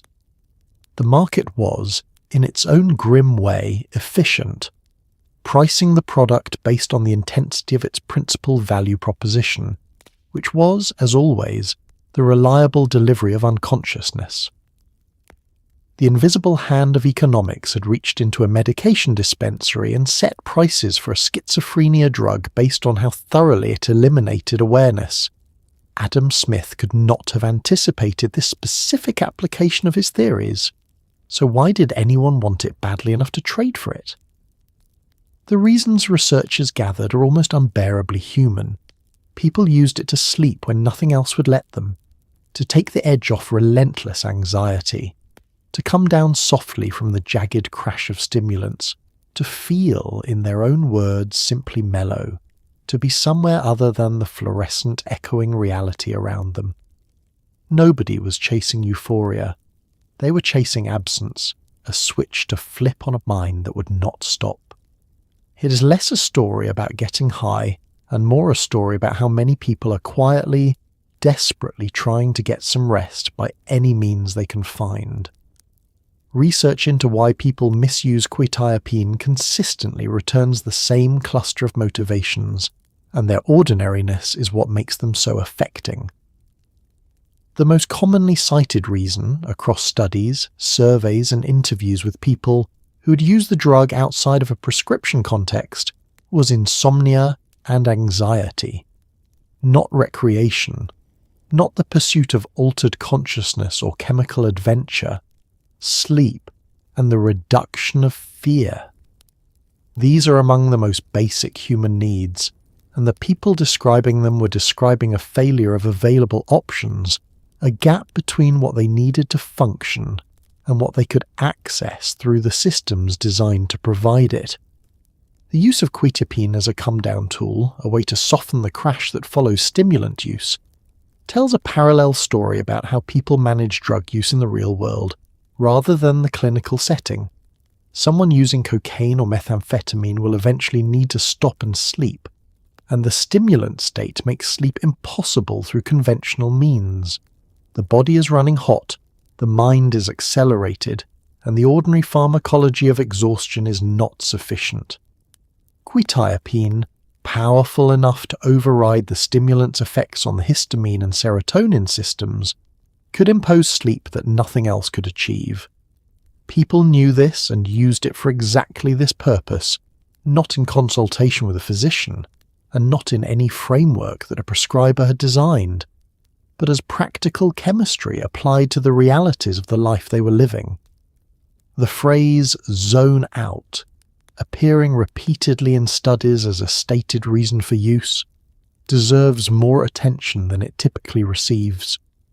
To zone out is to seek a state of reduced engagement, a stepping back from a consciousness that is, for the duration, more burden than gift.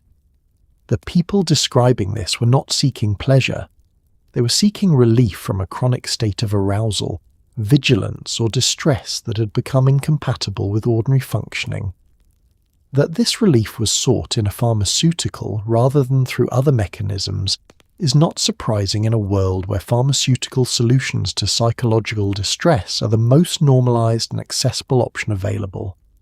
Seroquel was simply a particularly effective version of something people have been reaching for in various forms throughout human history, a way to be less here, for just a little while. Here sits one of the great paradoxes of the Seroquel saga. Officially, this was not an addictive drug. It was never placed among the controlled substances, never treated by the law like the narcotics it was being nicknamed after. By the strict textbook definition, it did not hook people the way an opioid or a benzodiazepine does, and yet the misuse was real, the demand was real, the trading was real, and people genuinely came to depend on it to function and to sleep. It became a case study in how the neat categories of medicine and law can quietly fail to capture the messy truth of how human beings actually use the things that make them feel less awful. The definition of addiction has evolved considerably over the past several decades, shifting away from a model focused primarily on physical dependence and withdrawal toward a more comprehensive understanding that encompasses compulsive use, loss of control, and continued use despite adverse consequences. Under the more expansive modern framework, the question of whether quetiapine is addictive becomes more complicated than a simple yes or no. Physical dependence, the state in which stopping a drug causes a predictable withdrawal syndrome, does occur with quetiapine.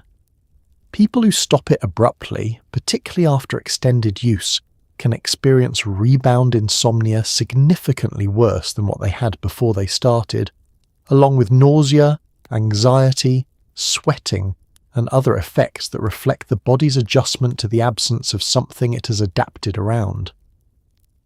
The rebound insomnia phenomenon is particularly cruel in the context of off-label sleep use. Someone who started quetiapine because they could not sleep is, after extended use, in the position of not being able to sleep without it, and experiencing worse sleeplessness if they try to stop than they experienced before they ever took the drug. The thing that was supposed to solve the problem has become part of the problem, in a way that does not neatly fit the definition of addiction, but is functionally indistinguishable from it in its consequences for the person trying to get through the night. The label says not addictive. The experience says something more complicated. It is the difference between what a substance does in a pharmacology textbook and what it does to an actual person lying awake at 2 a.m, holding a bottle and doing arithmetic about how many nights of sleep remain inside it. The controlled substance scheduling system that exists in the United States and mirrors similar frameworks internationally is built largely around drugs that produce rewarding effects through the brain's dopamine reward pathway, the system that underlies the compulsive use patterns of classical drugs of abuse. Quetiapine does not produce the kind of dopaminergic reward that makes something obviously schedulable. It is sedating rather than euphoric.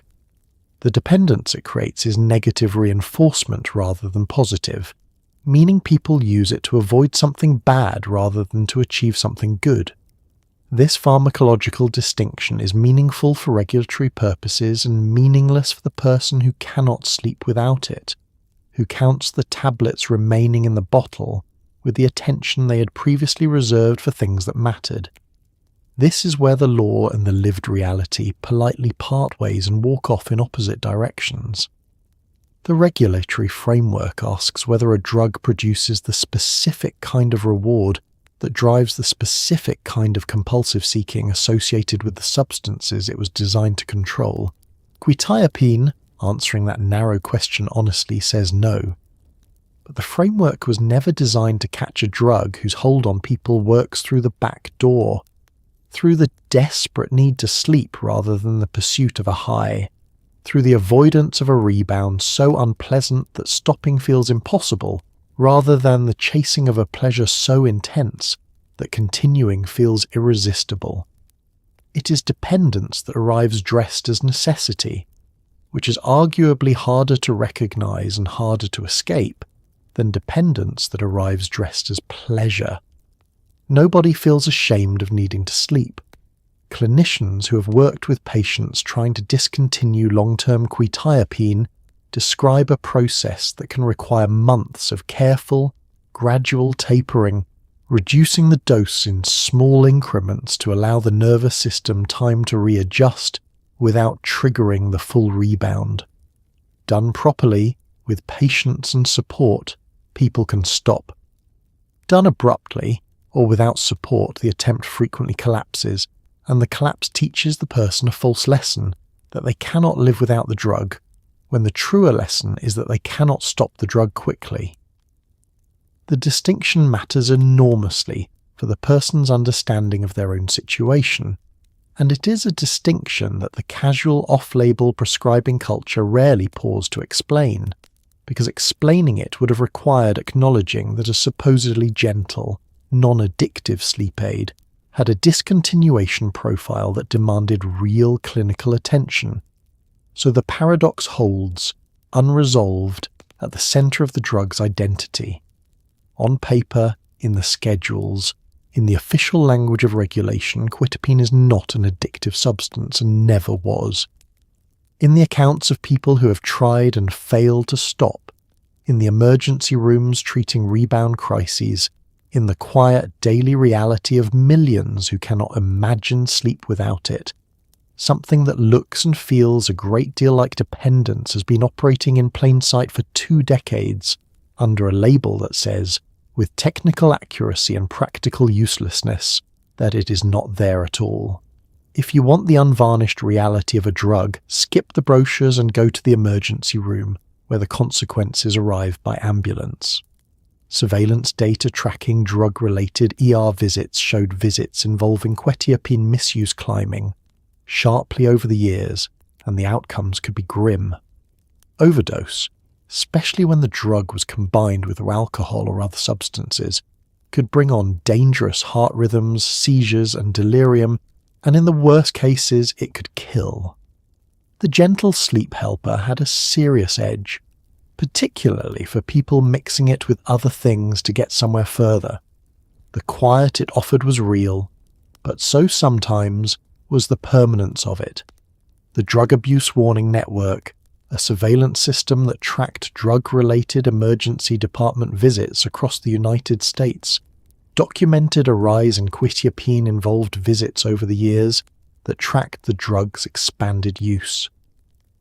Between 2005 and 2011, visits associated with quetiapine misuse or abuse nearly doubled. The leading cause of these visits, in the surveillance data's categorization, was misuse or abuse, defined broadly to include taking more than prescribed, taking someone else's prescription, and taking the drug in combination with other substances for non-medical purposes. Behind these numbers were real emergency rooms, real patients, and real clinical situations that the prescribing physician in the outpatient office had not anticipated when the prescription was written. The mechanism of quetiapine overdose is not a simple matter of excess sedation, and this is the detail that surprises people who think of it as merely a strong sleeping pill.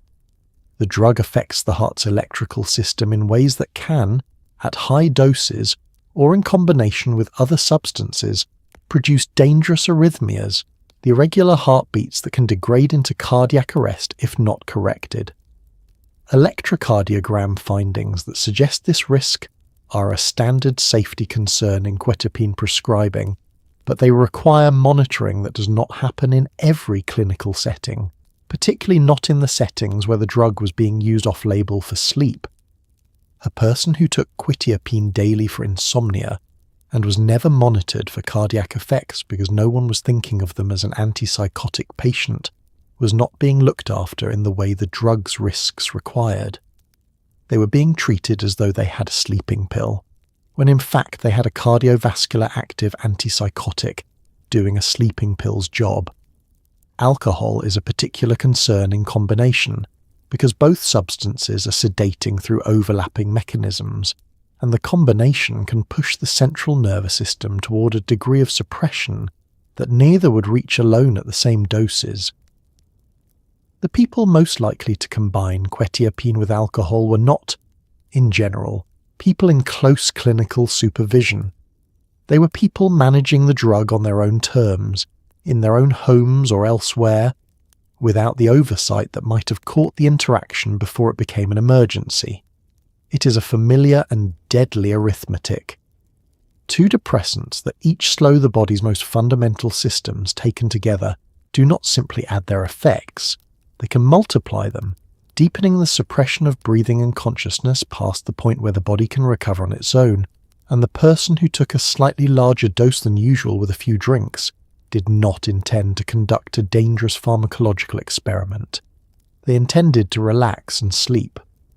Research examining cases of quetiapine overdose found delirium, seizures, and heart rhythm abnormalities among the outcomes, with a subset severe enough to result in death. The delirium is worth dwelling on, because it inverts the drug's entire supposed purpose. A substance taken to produce calm and sleep in overdose can produce the opposite, an agitated, confused, frightening state of disordered consciousness that requires emergency intervention to manage. The seizures represent the nervous system tipping from suppression into dangerous instability, and the cardiac events represent the quiet electrical vulnerability that the drug carries at all doses becoming, at high enough exposure, the thing that stops the heart. None of this fit the mental picture of the safe, mellow, non-controlled sleep helper that had spread through clinical culture and street reputation alike. The emergency room occupies a particular position in the life of any widely used drug. It is where the statistics stop being abstract and become a specific person on a specific gurney with a specific set of vital signs heading in the wrong direction. The outpatient prescriber sees the intended effect, the patient who returns and reports that they are sleeping better. The emergency physician sees the tail of the distribution, the cases where something went wrong, and over years of cases that tail assembles into a truth that the prescribing culture had been slow to absorb. Quetiapine, the medication that entered the world to treat one of psychiatry's most serious illnesses and drifted into the role of everyone's gentle sleep aid, was capable of killing people, and it did, in numbers large enough to register in the national surveillance data. The emergency room did not lie about what it saw, and what it saw was not a gentle sleep aid doing its quiet, harmless work. It was a powerful drug behaving exactly as powerful drugs eventually do when enough people use them casually enough for long enough. Eventually every blockbuster reaches the cliff edge of its patents, and the moment the protection lapsed, generic quetiapine flooded the market. The price collapsed. The drug that had earned billions under one shiny brand name became a cheap, ubiquitous staple, stocked in practically every pharmacy in the country. From a public health angle, this was good news, affordable medicine for the people who truly needed it. But it also meant the off-label sleep habit was now cheaper and easier than ever to feed. The tablet was no longer a premium product to be carefully positioned. It was everywhere, quietly, permanently woven into the background of modern medicine. Generic pharmaceutical entry is one of the more genuinely beneficial mechanisms in the drug market. A moment when competition does what it is theoretically supposed to do and drives down the price of something useful until it becomes accessible to people who could not afford it before. For quetiapine specifically, the arrival of generics meant that the medication became available at a fraction of its branded cost, something that mattered enormously for the patients with schizophrenia and bipolar disorder who depended on it long term and who frequently had limited insurance coverage and fixed incomes. The medication that had been expensive enough to create affordability barriers simply became affordable. In that narrow respect, the patent expiration was unambiguously good news, and it is worth stating plainly because so much of this story is a catalogue of things going sideways that a genuine, straightforward benefit deserves its moment. The less examined consequence was exactly the price effect running in the wrong direction. When a drug costs 30 cents a tablet rather than several dollars, the informal calculation a prescriber makes about whether to write the prescription shifts. The low cost became an implicit argument for casual use, the idea that a cheap drug is a safe drug being one of medicine's most persistent and dangerous misconceptions.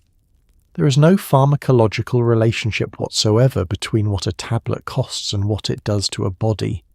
A drug does not become gentler because its patent expired. But human beings do not reason about risk in purely pharmacological terms, and something about the low price of a generic medication signals harmlessness in a way that has no basis in the chemistry. Expensive things feel serious. Cheap things feel casual. Quetiapine had become cheap, and it began to feel, to the systems handling it, correspondingly casual. Pharmacies that had stocked Seroquel in modest quantities as a specialized psychiatric product now carried generic quetiapine in quantities appropriate for a common medication, which it had become. The infrastructure of distribution that high prices had naturally constrained expanded to match the new economic reality. More manufacturers producing it meant more of it in circulation. More of it in circulation meant more of it available to be prescribed, diverted, hoarded, and traded.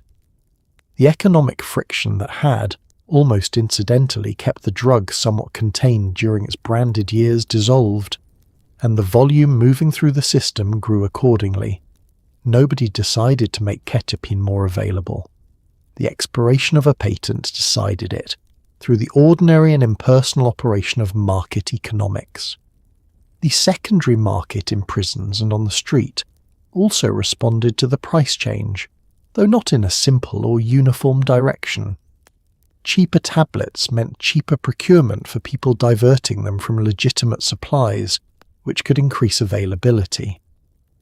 But the dynamic of pharmaceutical street markets is complex, and cheaper medications are not always more widely misused, since the economic incentive for diversion also decreases when the profit margin narrows. A tablet worth $8 is worth stealing and selling. A tablet worth 30 cents is barely worth the effort of concealment as a commodity, though it retains its value to the individual seeking its effect. The market found its own new equilibrium, shaped by forces that no regulator was directing and no marketing department was managing. What the generic era did most fundamentally was complete the transformation of quetiapine from a specialized psychiatric brand into a generic commodity, present everywhere and treated with the casual familiarity that generic medications attract. The branded name Seroquel, with its careful marketing and its expensive positioning, receded, and in its place stood plain quetiapine, one more entry on the vast list of cheap generic drugs that constitute the working pharmacy of modern medicine. The genie that the original marketing had let out of the bottle had now set up permanent residence, changed into comfortable clothes, and become a fixture. There was no bottling it again.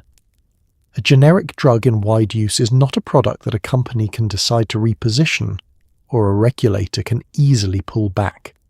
It is a fact of the medical landscape prescribed by thousands of independent physicians, manufactured by many companies, and embedded in the habits of a generation of prescribers and patients. The transformation from brand to commodity was the moment the drug stopped belonging to anyone in particular and started belonging, in a sense, to everyone, which is another way of saying it belonged to no one who could be held responsible for where it went next. Here is the truly remarkable part. Despite the warnings, despite the settlement, despite the metabolic risks and the black box and the street names, low-dose Seroquel for sleep never really went away. It settled into medicine like a houseguest who was only supposed to stay one night, and is somehow still there years later, feet on the coffee table. Generation after generation of tired patients kept being handed it, kept passing the recommendation along, kept reaching for the reliable off switch.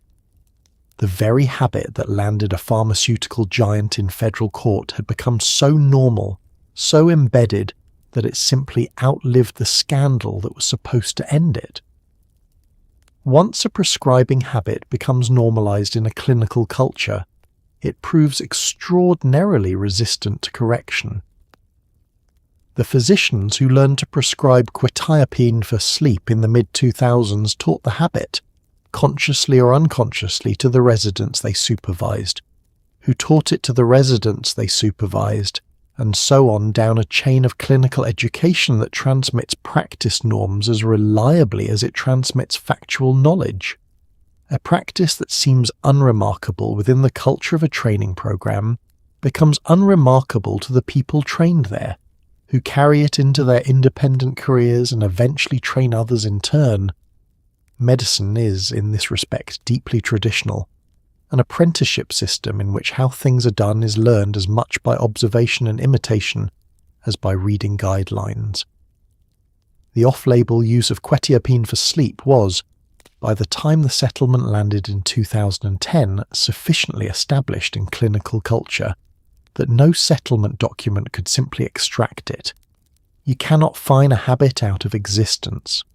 Patients also played a role in the perpetuation, not through any organized effort, but through the simple mechanism of something that worked. People who had found that low-dose quetiapine allowed them to sleep after years of not sleeping did not spontaneously discontinue it when a regulatory action addressed pharmaceutical marketing practices. Most of them never knew the regulatory action had happened. Why would they? The settlement was a business news story about a company's marketing conduct, not a personal health bulletin, and the connection between a corporate legal proceeding and the small orange tablet on the nightstand was not one that any patient had reason to draw. They continued their prescription, often refilled by physicians who had not written the original and perhaps had limited visibility into its history. Each new prescription normalized the practice further, adding to the accumulated weight of clinical precedent that makes habit harder to displace. The drug had acquired the most durable possible endorsement. It was already in people's nightstands, and those people were sleeping. There is a particular stickiness to a medication that addresses a chronic complaint effectively. A drug taken once for an acute problem is easy to stop when the problem resolves. A drug taken every night for a problem that never fully resolves becomes woven into the structure of a person's life, part of the bedtime routine, as unremarkable and as essential feeling as brushing teeth. The nightly ritual of taking the tablet, lying down, and reliably losing consciousness becomes the mechanism by which sleep happens, and disrupting that mechanism means disrupting sleep, which is precisely the outcome the person is most desperate to avoid. The drug embeds itself not just in the pharmacology of the nervous system, but in the psychology of the daily routine, and both forms of embedding resist removal. The inertia is compounded by the difficulty of stopping. As documented in accounts of quetiapine discontinuation, the rebound insomnia that accompanies stopping the drug can be severe and prolonged, making any individual's attempt to get off it genuinely and immediately miserable. A patient who tries to stop on a physician's advice and cannot sleep for 2 weeks may reasonably conclude that the drug is necessary rather than recognizing the rebound as temporary. This is the trap that closes quietly behind people. The attempt to stop produces an experience worse than the original complaint. The person interprets that experience as evidence that the drug is essential, and they resume it with a deepened conviction that they cannot live without it. Without careful tapering protocols and clinical support, discontinuation often fails, and each failed attempt reinforces the belief that the drug is essential and irreplaceable. So the drug persisted year after year through the black box warning and the settlement and the accumulating research questioning its use, through the arrival of alternatives and the publication of guidelines advising against exactly what it was being used for. It persisted because it worked, because stopping it was hard, because the prescribing culture had absorbed it, because patients depended on it, and because the whole apparatus of consequence that had been assembled to address the drug's problems had been aimed at the company that marketed it rather than at the practice that the marketing had created. The company paid its fine and moved on. The practice, having no bank account to draw from, and no board of directors to sign a corporate integrity agreement, simply continued, sustained by millions of individual clinical decisions made in millions of individual consultation rooms by people who were, for the most part, just trying to help someone finally get some sleep. The off switch had become, for many people, the only switch, and that discovery happened long after anyone had asked whether it should be. In more recent years, a quieter correction has been underway. Medical guidelines and sleep experts increasingly push back on the reflex of prescribing a powerful antipsychotic for ordinary insomnia, pointing out that the risks rarely justify it when safer options and behavioral approaches exist. The reappraisal has been gradual. The way turning a very large ship is gradual, but it is happening. Doctors are being nudged to pause before reaching for the familiar off switch, to weigh that convenient drowsiness against the long, unglamorous bill the body eventually presents. Seroquel is slowly being asked to return to the lane it was actually built for, decades after it first wandered out of it. The professional bodies that publish clinical guidelines on sleep medicine have been increasingly explicit in their position on antipsychotic use for primary insomnia. The American Academy of Sleep Medicine and comparable organizations in other countries have consistently declined to endorse quetiapine as a recommended treatment for insomnia, even as they acknowledge the reality that it is widely prescribed for exactly that purpose. The gap between what guidelines recommend and what happens in clinical practice is a familiar feature of medicine, but it is particularly large and particularly consequential in this case. Guidelines cannot reach through the door of a consultation room and stop a prescription from being written. They can only create a context in which the prescribing physician has been exposed to a professional consensus that says this is not the preferred approach.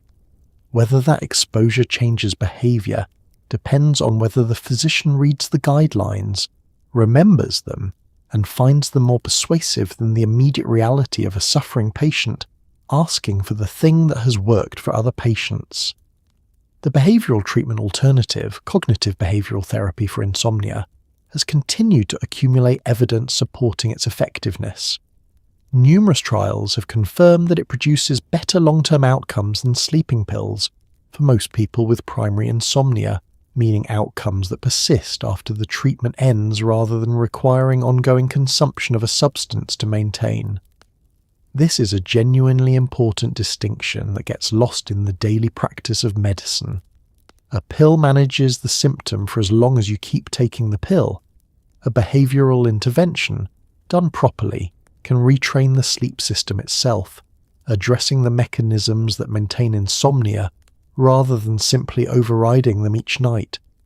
The trouble has always been access and effort. The intervention requires time, guidance, and a willingness to endure a period of continued poor sleep, while the retraining takes hold, and all of that is a harder sell than a tablet that works tonight.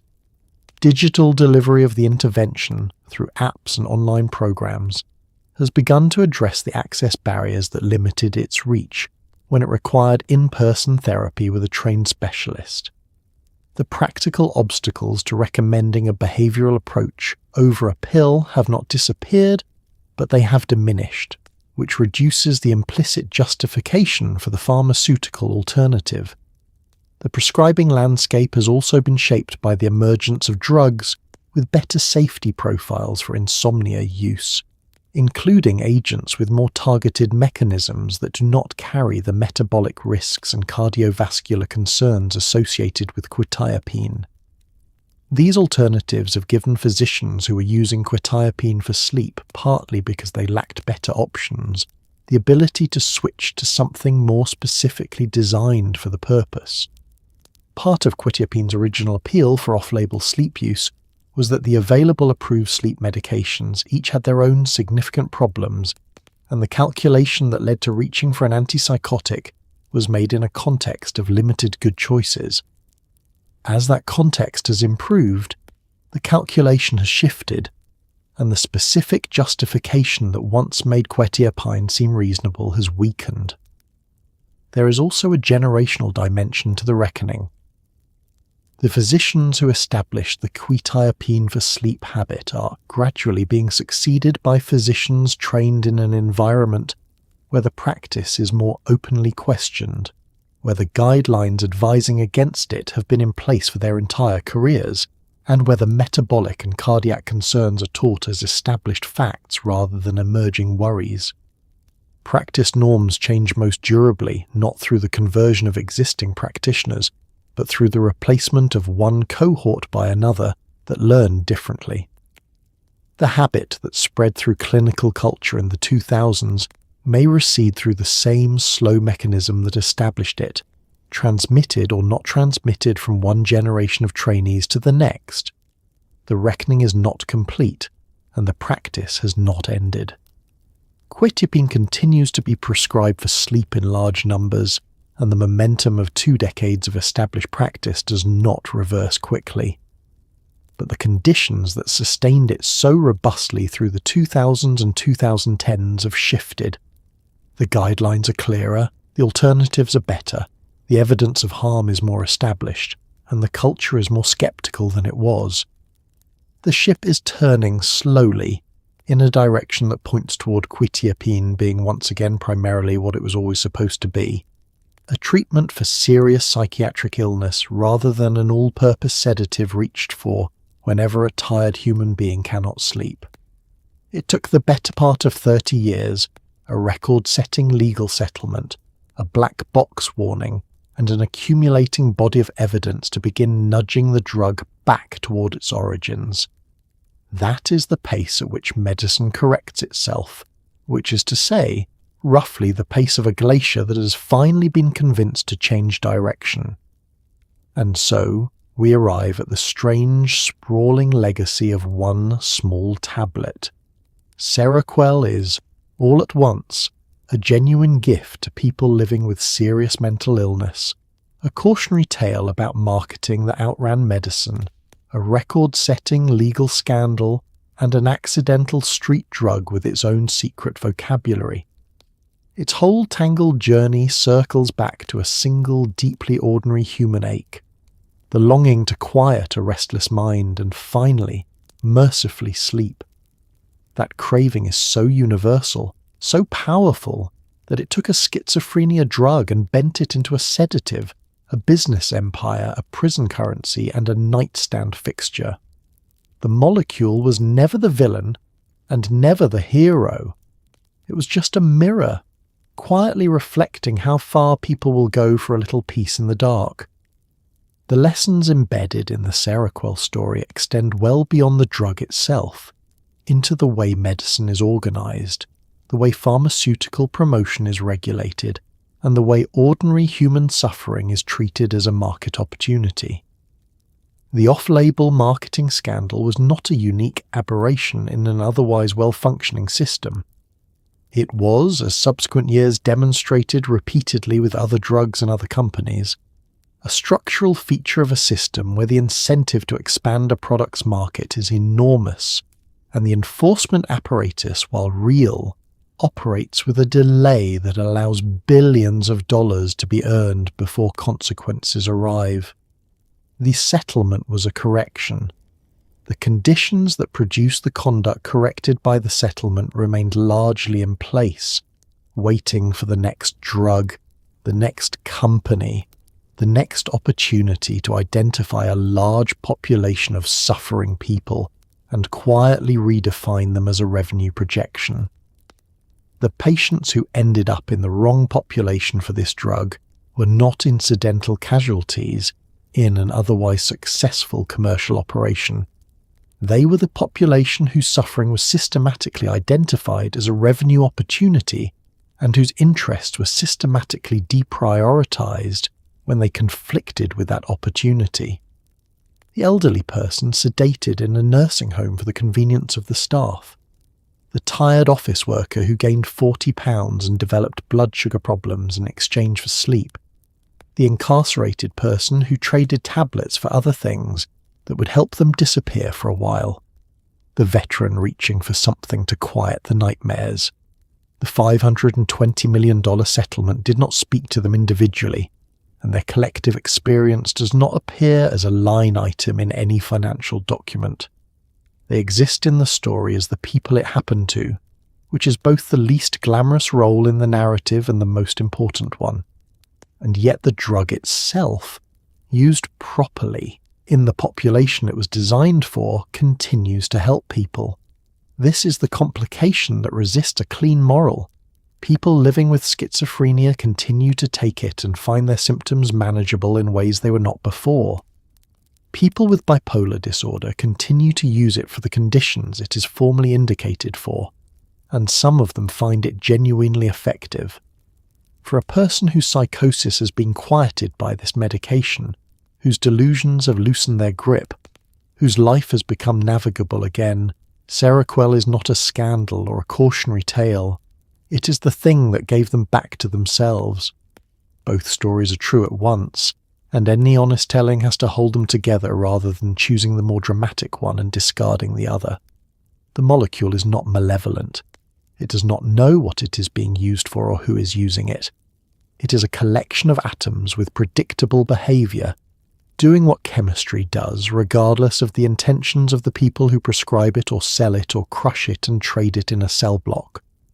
It cannot distinguish between the patient whose life it is saving and the exhausted person it is quietly ushering toward a metabolic condition they were never warned about. It performs the same actions in both bodies. The meaning of those actions, the question of whether the drug is a blessing or a burden in any given case, is not written into the molecule. It is written by the system that decides who gets the drug and why and with what information and under whose supervision. The lesson it teaches is not about molecules. It is about systems, incentives, oversight, and the tireless human capacity to take something genuinely useful and run it well past the point where it remains so. If there is a single thread that runs through the entire history, from the British laboratory to the prison cell to the nightstand of someone who just wants to sleep, it is the sheer force of the human need for rest and quiet. That need is so profound, so universal, so resistant to being ignored, that it reshaped a serious psychiatric medication into something its inventors never imagined, drove a marketing operation into federal court, generated a street vocabulary, and embedded itself so deeply in medical practice that 30 years and a mountain of warnings have only begun to shift it. People will go to remarkable lengths for a few hours of oblivion at the end of a hard day. The story of Seroquel is, in the end, less a story about a drug than a story about that need, and about what happens when a molecule, a market, and a species of tired, anxious, sleepless creatures all meet in the dark and try to work something out. So the next time you switch off the light and drift towards sleep on your own, without a tablet doing the work for you, consider it a small and quiet piece of good fortune, and let the story of the little pill that promised rest carry you gently into the night.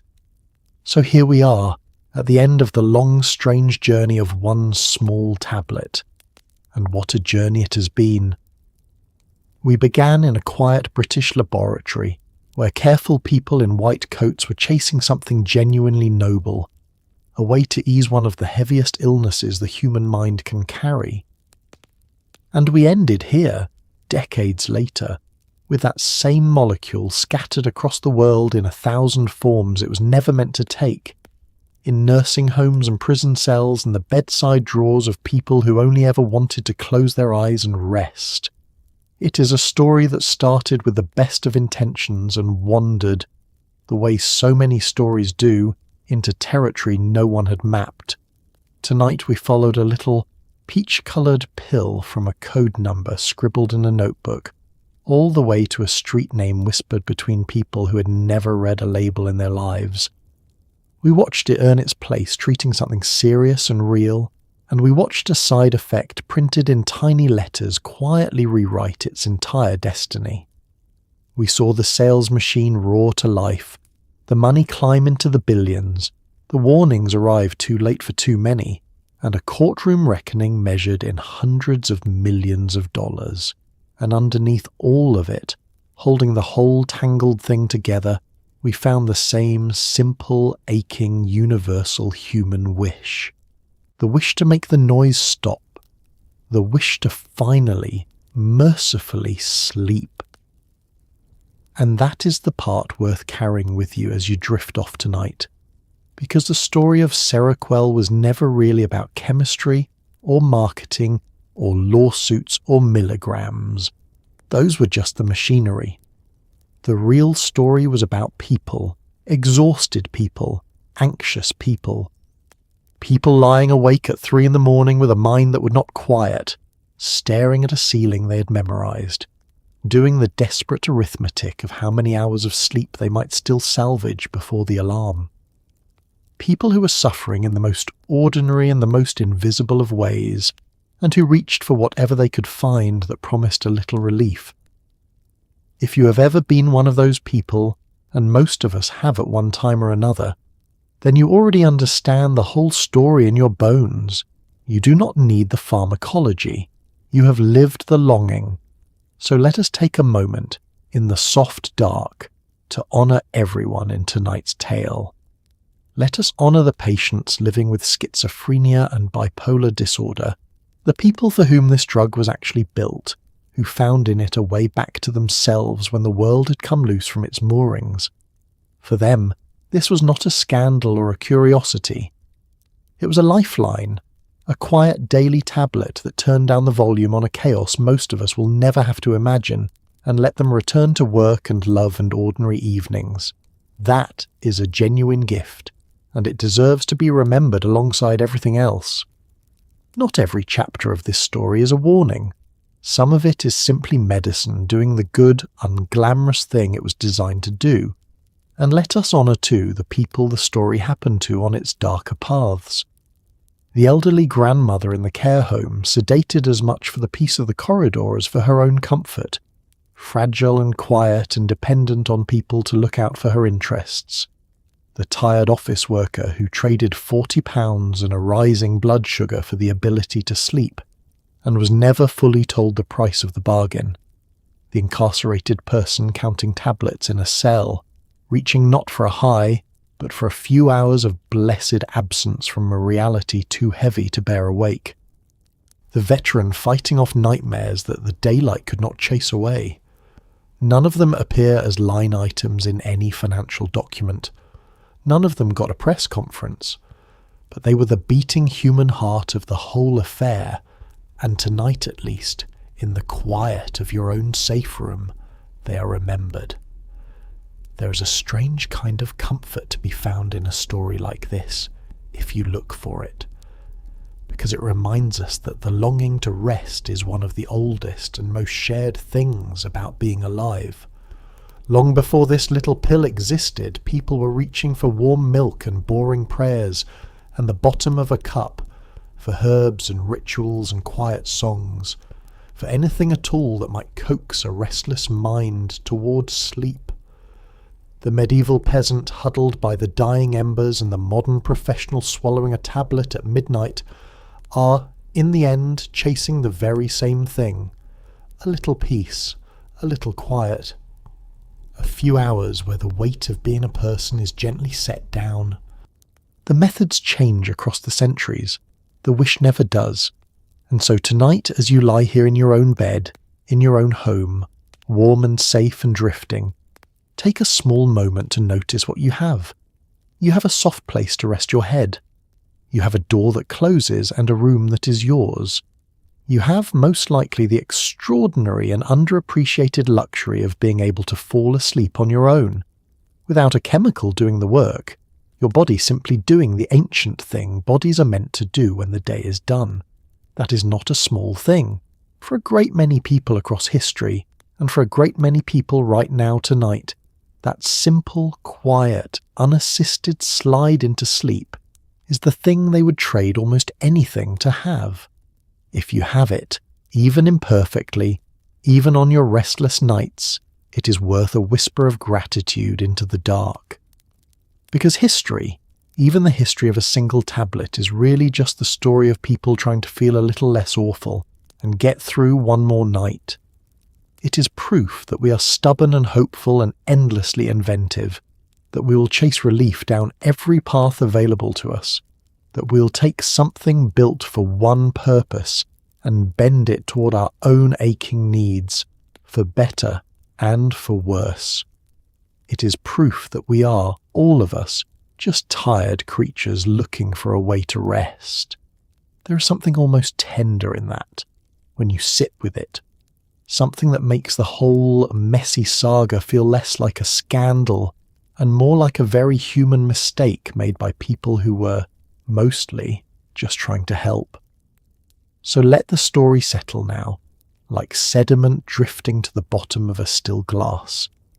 Let the laboratories and the courtrooms and the sales figures fade. Let the little peach-coloured pill recede into the dark where all the day's thoughts go. You do not need to carry any of it with you into sleep. You only needed to visit it for a while, the way we visit all these strange corners of the past together, and now you can let it go. Rest easy tonight. Let your breathing slow. Let your shoulders come down from around your ears one last time.